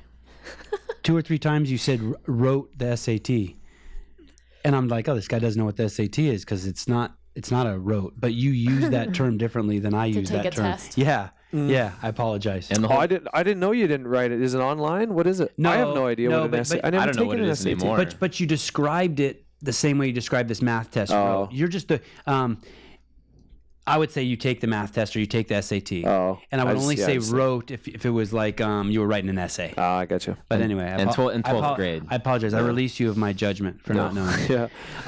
How do you know How do you know your teacher's first name? I just remember him. That's why I was good at school. I just had I had a good memory, and it really served me well because when I learned something, when I saw something, when I crunched video, I could just remember it, and so that I was good at school because I could read something, retain the information. Are you OCD? Are you difficult to live with? I hope no. I don't think so. Maybe when I was younger, maybe, but not now. I don't. I think I'm pretty easygoing. Like around the house, like you don't have like weird stuff about the bathroom. The towels have to be hung a certain way. You fight with the wife. No, I mean we each have our own things. My wife and the only thing I just like a clean kitchen. Just don't put your dishes in the dishwasher or in the sink when the dishwasher's right there. Kevin Daigle. Now we're getting real. Keep the kitchen clean. That's Kevin the only thing I Daigle. like. This guy over here is the kitchen clean guru. Yeah. Oh my great. God. Yeah. We all have our own things, right? Yeah, he shares with us. I probably shouldn't share this, but he shares with us before and after pictures of his kitchen, and it's pretty. It's fun growing. It's fun growing up with your buddies, and then all of a sudden they get married. Like you never knew that they were into cleaning dishes. Yeah. And now he's married. He's like, look at all these dishes I did. Now this is really important. The kitchen looked like, whoa. Yeah. No, but I had to be good in school somewhat because my dad was a principal, so there was really not an expectation, but like if you obviously he had access to my grades. Well, Andy was on the board of the local YMCA, right? Or the local rink. No, in the rink, yeah, but that was when I moved away from home. He got my report card and found out how many classes I had missed. Got a little upset, and then I was like, "But that's all right, Dad. I'll be all right." And you were. Yeah, somewhat. When you take your L1, will you come back here? Sure, I'd love to. I was supposed to come back. I was supposed to come here to do the podcast on the 26th as well. Right. And then I found out I'm not going to be here because I have that wedding now. But man, I don't know if you know this, but I'm digging this CrossFit community, and I would love to come back as much as you'll have me. Right. And we'll make sure Eric doesn't interrupt you as much as he did. I could talk. Honestly, I could talk all day. I love there's 1,000 more questions I'd love to ask you guys. You still haven't answered. Where's CrossFit going in 1 to 3 years? 5 years, 10 years. We have to get you in front of Greg so you can ask him that question. What about you? What do you guys think? I think it's going to go. I think we're going to take over that. For anyone who has a brain and who wants to take control of their own life, we're going to completely take over that space, the lifestyle space. Yeah. I think that the most important thing you can have in life is a healthy lifestyle and loved ones, meaning community. Mm-hmm. And once you have those two things, you can move. You can move and take complete control of your life. Yeah. I'm not going to say it as well as you did. You just came back from Tony Robbins, but the world's your oyster. Yeah. And I think that's what we're going to do. I think we're going to help people reset. We're going to give people we're going to let the world know. We've already let the world know, but we're going to basically, more and more people are going to realize that if they do CrossFit, their DNA and their being will express itself in a way that's optimal. I think CrossFit will be a high school sport within 5 years. I think it's becoming a club. I think it'll be at a lot of high compulsory schools. education. Yes. Yeah. When you take this L1, you're going to just be like, holy shit. It is so yummy. I can't wait, man. I want to take my L1, you have to get your L2 through 900 some hours of coaching or something, don't you? Just text Dave. It sounds like you guys are butt buddies already. Just give him a text. Do you text or do you email with Dave? I email. All right. I don't know if I have his number. Maybe we text. I don't know. Use both. DM. Get his phone number. I think I have it's it. more suggested. Oh, it's suggested? I mean, that's more personal anyway, because you're going to want those coaching hours before you go to the L2. You don't want zero. This guy's just a sponge. He just wants to lay down. Totally, and the information. Pour Phil a sponge that's oozing out of it. Yeah, I agree. My wife just recently went to the L2, and she had said it was an amazing experience. Love the L2. Really? Yeah, love the L2. Yeah. You're married? Yeah. Oh, shit. I have one more question for you. Hit me. Is this the Caps year? I honestly haven't watched since I've been out. I mean, here's the thing is get hot at the right time. That's it. And you have to own the moment. That's the other thing is you have to own, there's a time in every game, series, whatever, where it's a teeter-totter and it's, and everything is balanced. And you have to find the way to own that moment. So I can lock you in on a hard maybe. He can lock me in on a hard maybe. Okay. Yeah, it's very undecisive on that one. It's kind of a yes, kind of a no. The Caps are the Capitals? Yeah. And that's the team you came from? Yeah. I played 12 years there, yeah. And then you went to Maple Leafs, and then you went to the Kings? Yeah. And now you're in the CrossFit podcast studio. Yeah. You've made it. You've officially made it. No, I haven't yet. But I love it. I love the community. I wonder if I made an all-out assault at the games, how many years it would take me to get there. 3 or 4. Let's talk about some of your numbers. These two are Okay. really smart on that. What can you snatch? Snatch, 1 RM was 175. Okay. I'm way behind. She laughs. She's like, okay, get out of the building. Just a baseline. How much do you snatch, Kara? What's 155. How much do you snatch, Matt? 240. Holy cow. I think my record is 147. Yeah. So. But what's interesting is, I PR'd my clean in 18.2A. Oh, nice. So, because the last time, I tested my baseline, like I said, in December, I got a baseline of, what can I do here before I go an all-out assault on CrossFit? Yeah. And then I'm discovering that, I PR'd my clean by 12 pounds. Wow. In 18.2A. Well, it's like it's the Bickle analogy again. thing. It's like you're just getting into this fitness as a sport, but you have so much room to grow. Here's the problem. Some of the stuff that he really wants to be proficient and get better at, if you rush, and we've had people in here who say this, that's where the injury happens, right? Yeah. Like overdoing snatching, overdoing heavy back squatting. Dan said, 2012 and 13, too much barbell. Yeah, too much barbell. Too much barbell. And I think you can see that throughout the community. Everybody was grabbing a barbell every single day. Really? And now not so much. See, and the thing that I think should come more into CrossFit is I think you'll have more gymnasts. I think you'll have backflip stuff come in. And I think there should be more running. I think the ultimate athletic movement is running.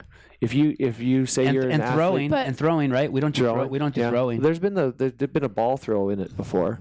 What do you mean running? Like sprinting or 10K or something all of between? it. All of it. There's usually some sort of longer I think run. taking that a step further is understanding intensity.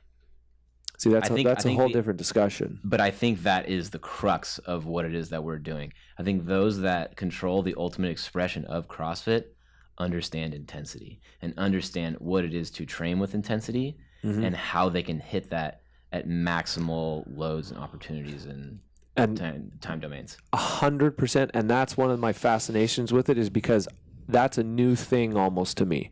Because I need to go as hard as I can for as long as I can. I've never been told, okay, go as hard as you can for 8 minutes. That doesn't apply to my sport. So I spent 34 years not doing that. So that is intensity is a big area where I've circled on my training. I need to get better at laying out for 12 minutes, and that's it. What's the length before you get a break in the NHL? Average shifts have shortened now, but they're about 36 seconds. Before Before you mean the ref stops it or you get called out or something like that? Before you're out of gas and you change, because the pace of play is so high now, so the shift length has gone shorter. It used to be about 45, 50 seconds when I broke in the league was the average shift length. And they actually do statistics now that say between 12 and 28 seconds of a shift is where most goals are scored.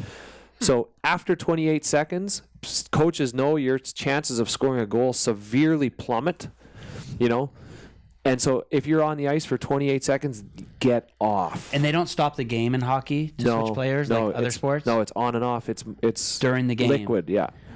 So if you're on for 25, 27 seconds, you're getting off because your chances of scoring now, just because your energy level and the pace that the game is played at, your energy is below the current pace of the game. Get off so somebody else, and actually you're less likely to score and be more likely to be scored on. How about the goalie? Does he stay out for the whole game? He stays out the whole game, yeah. And all the other players are in and out. Wow. Yeah.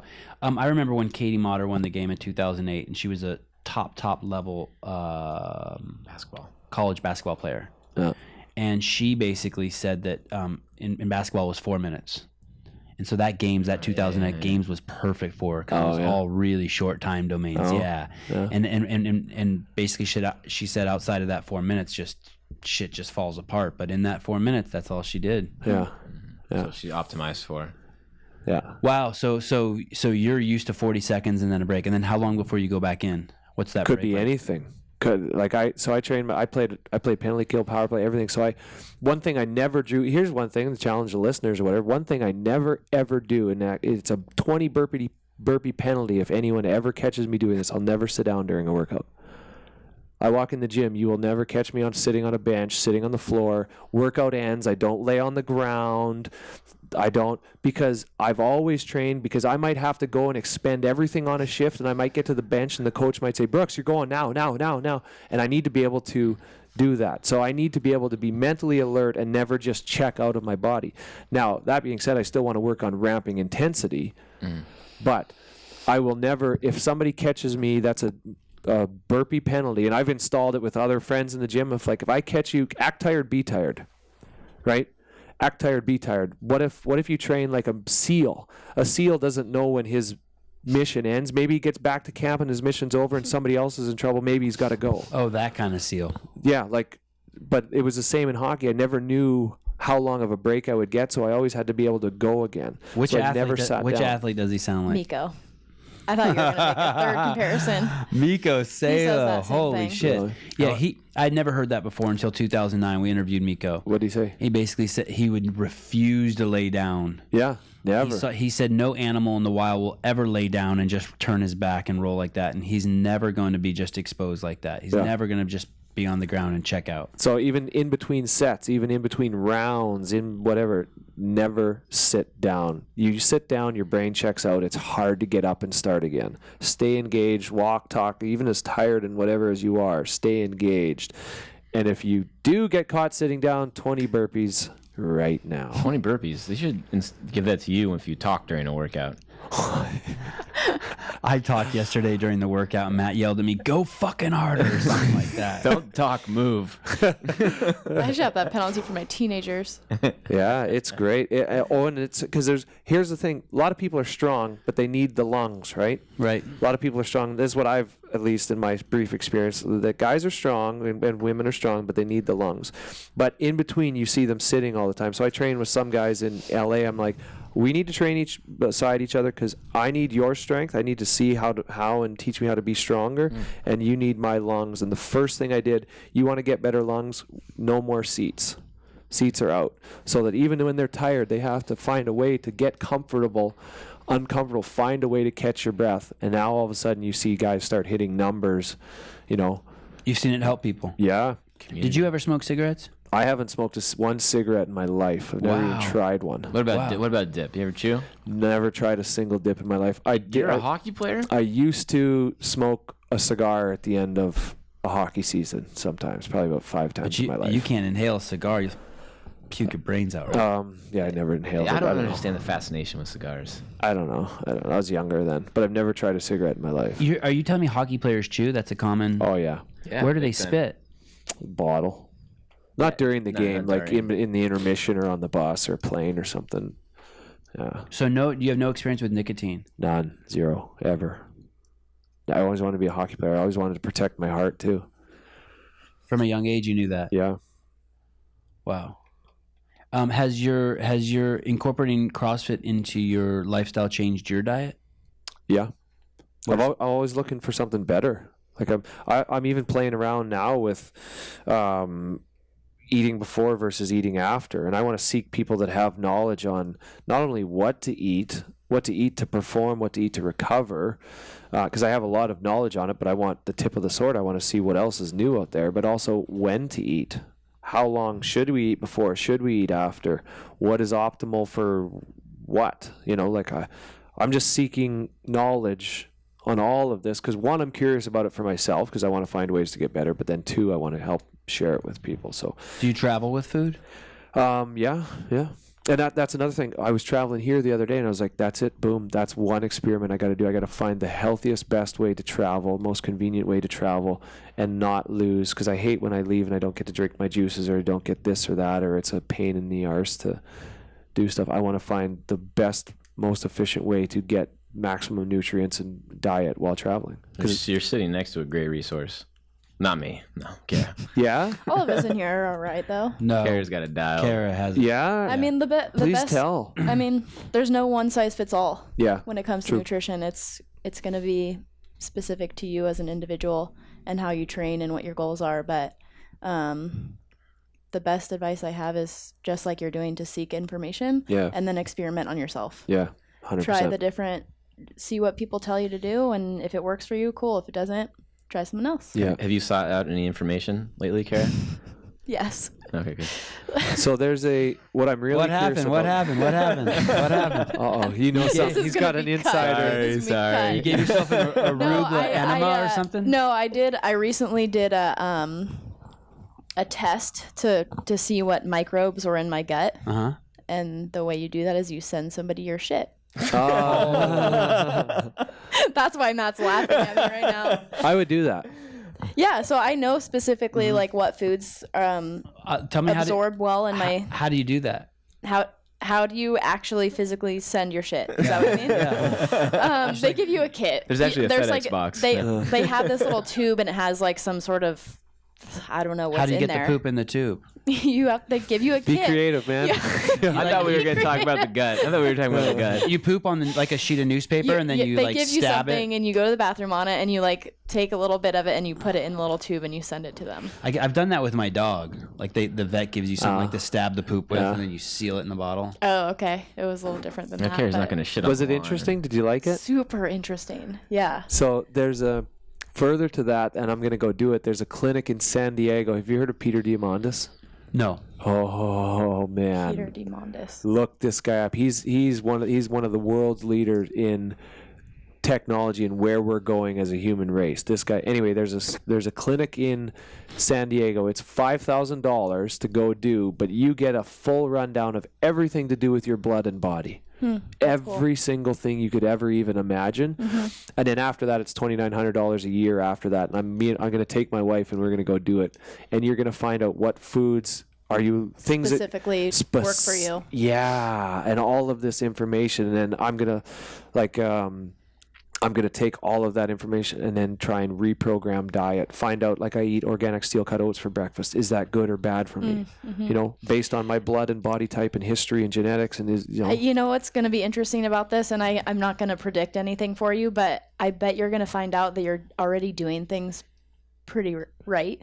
I hope so. It seems like you're really healthy and you have good habits, and you're moving and you're not eating shitty carbs. Like, and he has no pimples. Doing, he has no pimples. Yeah. Like, there's just what I found out from getting my results back on it was that I should continue doing what I'm already doing. Good for you. But it is cool to know what to tell other people too. Like, you are an individual, and you should, maybe look into it if you're interested. But what were you doing wrong? Was there anything surprising? Like, hey, no more eggs. Actually, the most surprising thing was I've been also just really looking into the keto diet, and there's been a lot of talk in the CrossFit community about it and how, it prevents chronic disease and all that. And so I was interested if my body can handle that, because I have tried, like, in college, before I knew what CrossFit was, I tried the Atkins diet, which was basically keto. And it was terrible for me. Terrible. I almost passed out, like, at a water polo practice, and it didn't work with me, so I never tried it. And I was like, God damn, like, I wonder if I wasn't doing it right, or I should really experiment with the keto diet again and just see. And when I got the results back from this thing, it just said, well, actually, your body metabolizes and absorbs complex carbohydrates better than protein and fat, and not everybody's like that. Yeah. So really what it told me to do was stick to 40-30-30. Zone, right. Those are like the proportions. I'm like, okay, cool. I do the zone. I always feel the best when I'm doing the zone. Like, I'm just going to stay the course. Yeah. And that's cool for me to know. And that wasn't really my overall goal with getting that. It wasn't just for myself, but to be able to show people, like, these are facts. There's data. You probably should have. How much was your poop test? It's a year's worth of, like, recommendations. It was $400.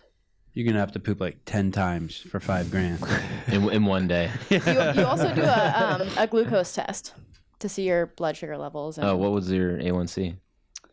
Well, it's just a test. So basically, they just test your blood then, and it was like 103 or whatever, and then they make you drink a sugar drink. Oh, that's and like test it again.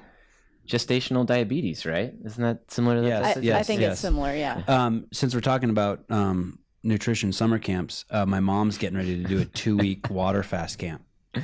Water fast. And I'm a little nervous because my mom's 5 feet tall, 104 pounds. She's only gonna drink water. She's for gonna 2 go weeks? there. You go there. You go to the place. It's like in Sausalito or something. Oh, I can't. I'm gonna have a talk. What to her, does like, she want out of that? She just wants to get just a complete cleanse. Okay, Yeah, yeah. basically go into ketosis, have a complete cleanse. Basically just all her blood and shit to be just. Yeah. She wants to poop out that crayon she ate when she was 8. Yes. Okay. You know what I can't help but think about if you took this poop test? What? I think it would come back and say, don't ever eat goji berries ever again. For me? Yeah. I don't even eat goji berries, really. Do I? Oh, please. Do I have goji berries? I've heard some whoppers in here before. Do I have goji berries in my house? Yeah, I don't know. You love goji berries. Which- They're I little- have seen they're those at your little house red before. dried things. Oh, yeah, I eat those. I ate a shitload of those. I think it would say no more goji. But I only eat them between 10 and midnight when I'm drunk. But wouldn't it be surprising to find out something you really like? Maybe that is just miserable for you. I used to eat bacon every morning, and I saw Kara didn't eat bacon in the morning, so I just stopped. Yeah. No more bacon. I don't do any. Between watching her not eat it and my mom saying, hey, I really don't like to see how much meat you eat. Yeah. I just like, all right, fuck it. I won't eat meat in the morning. And now, have you changed? Felt I differently? lost like 6 or 7 pounds, and then I just put it right back on. I don't know how. But I don't eat cheese or But you bacon good- in the morning You anymore. look good and you feel good, right? Thank you. Yeah, I look good and feel great. I mean, with like this, I look amazing. What if I had his nose? I have a big nose. But here's a question. I don't know. Here's a You got a question. great nose. Knock my nose is- head out over here. You got a great nose. Like I got a big nose, but yours is like. Do you like his nose? Yeah. Anyway, It's nice, but, right? It's like the last thing I notice on people. Okay, here's a Hey, question good. for you. Thank What? I can't wait till you wear glasses and your nose looks huge on your face. What can? Because this is something I'm on. When you go in, work out, you eat, and then I'm experiencing like a crash like 2 years later because your nervous system's just been attacked, right? And all out of salt, and I want to find something that you can eat that doesn't allow for that midday dip. You said 2 years later. You mean 2 hours Or later? did I say 2 years? Yeah. Yeah, a couple hours later. I Yeah, thought you meant sorry. you had been doing that for a while. What do you currently eat after you work out? It just depends on the day. Are you aware? I guess what I was after with that question is, are you aware of how much protein and carbohydrate you're having at the same time? No, not exactly. No, no. I would experiment with that first. Yeah. I would just see if you're eating protein each time you eat, and if you're having a balanced amount of protein and carbohydrate. Definitely not enough carbohydrate. Okay. For sure, not enough. She's a weigh and measure, and you're going to learn all Really? about that in Yeah. that one. Yeah. Macro? Is that macro? Is that what they call those? Some people do macro. I mean, zone Zone. is Yeah. more what I'm interested in. Yeah. Yeah. No, I want to get into so like I want to pick your brain on that stuff. I want to learn For sure. about this stuff. As an athlete, you're exposed to a lot of things, and I'm fortunate for that. But I also now that it's not coming to me, I want to seek it. But even still, I always sought it before. Different ways. Some people are paleo, some people are vegan, some people are whatever. One of the things Greg has preached and has always preached since as long as I've known him, and known anything about CrossFit is that basically you want to keep your hormone level like this. Yeah. And that wards off all disease, all crashes, just wards off everything. Yeah. And the zone keeps you at, we should eat to keep our hormones level. Yeah. The way the zone works, and I'm sorry if you already know this, my understanding is it's 40% carbohydrate, 30% protein, and 30% fat. That's your baseline. That's where you start the zone. And you eat that at every meal in that proportion. And that keeps you... Really? What the macro people do is they take that, but they don't put that for every meal. They just do it per day. So you can eat all your protein at breakfast. It's kind of like, it feels like almost like the lazy man version. It's better than nothing, but the lazy man version of the zone. Yeah. And or a more palatable way or whatever. Yeah. Is that? That's accurate. Yeah. And some people, everybody's different, but some people count their macros and kind of balance anyway. Yeah. Some people don't. Yeah. So it just depends. But yeah. It's insulin. But that will This is cause what it gets this, back is what to. Savon Insulin is saying. spikes. Yeah. That's what you want to avoid. Yeah. And inflammation. Yeah, that too, yeah. Turmeric's good for that, right? Turmeric. God, I've had turmeric come in my life like 20 times in the last week. I don't know. To be I honest, think it's good for him, isn't it? Am I wrong? I might be wrong. It is. Turmeric, fish oil. I took like 300 turmeric pills over, like I bought the bottle and took them. In 2 days. No, over 300 days. And then I stopped. You know what I mean? Then But as far as like nutrition goes, and I think a lot of us take the similar approach, like I don't seek out phosphorus, calcium, individual minerals and vitamins.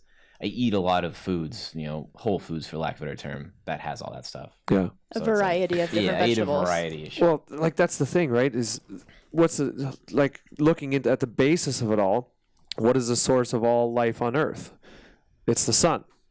So the quickest way you get, that's why your mom told you to eat your vegetables, the quickest way you get the most pure organic energy, sun comes down, hits vegetables, they grow. If something eats those and digests it, it's secondhand energy. Mm-hmm. So that's why you go after, that's why we were talking about juicing. Juicing is so great. Sun comes down, grows, phosphorus, whatever, I can't remember the science behind it. Vegetable grows, and then you eat it. That's the best, cleanest way to get. But the one thing you're missing. How about staring juicing, at the sun? You should meet Ronnie Teasdale. Do you do sun gazing? No. Okay. Never heard of it. But he lives in Southern California, so. Man, my was it vitamin D?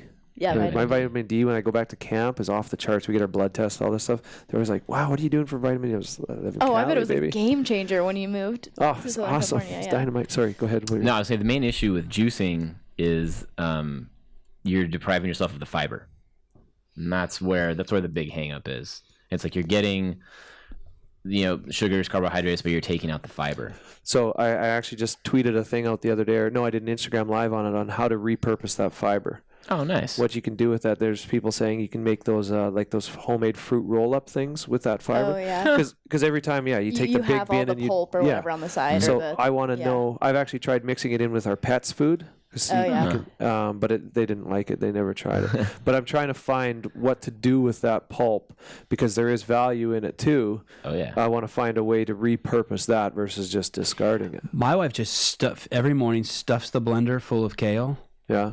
Fills it with water, puts an avocado in there and half a banana. Yeah. Some peanut butter. We don't pull the fiber out at all. Yeah. You guys aren't fiber extractors? Yeah. We just Does she have protein with that? She yeah, there and then there's, I don't know if she does, but the kids do. Mm-hmm. Her and I don't. There's eggs there. I think her and I just drink that, and then I run to the office and drink a coffee. So like I just love these discussions because no one way is perfect and right. All we're trying to do is pool our information and collectively move the needle. Right. And have data points and like see what has worked for you and have these.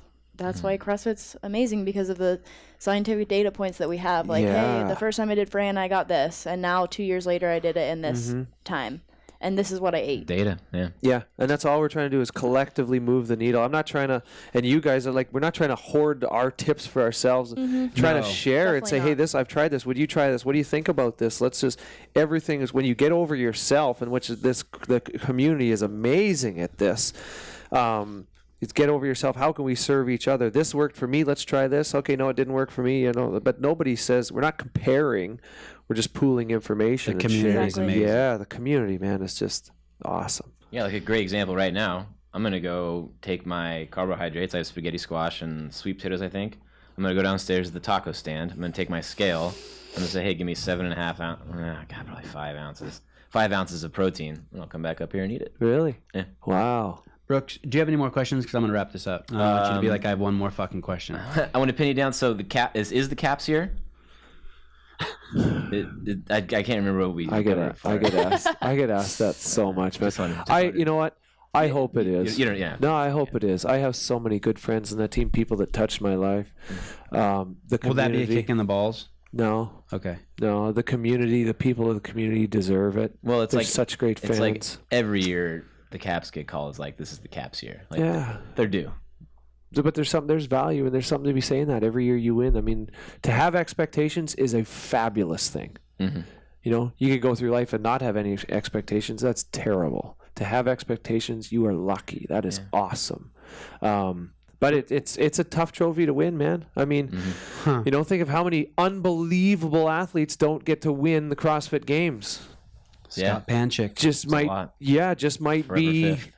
Just stars might not have aligned, or maybe it was a bad break, or the event didn't line up for them, or maybe there was a stroke of luck, whatever it is. Ben Smith. You know, Ben won though. I know, but you said stroke of luck, so I throw in Ben Smith. Oh, yeah. I'm like, you're like a rapper, and I'm just throwing in balls. You're the sniper. Yeah, sniper over there. Yeah. But yeah, I don't know. I hope it because I have so many good friends, and when you're not opposing somebody, you root for your friends. You know, so Fair. I have expectations that you'll come back after y'all won. would love to. You'll tell us how it changed your fucking life. You can't believe it. Would love to. Kara Hipskin, thank you. Abishal, thank you. Thank Eric you. Maceo, thank you. You guys are the best. Thank you. You're the Appreciate best. That was fun. Thank you so much. Hey, Eric. Land the plane. There it is. That's awesome. That's how you end it. Oh, that's a good one. Oh, yeah. Wow. Well done. God, man. you must be studying game film, Eric.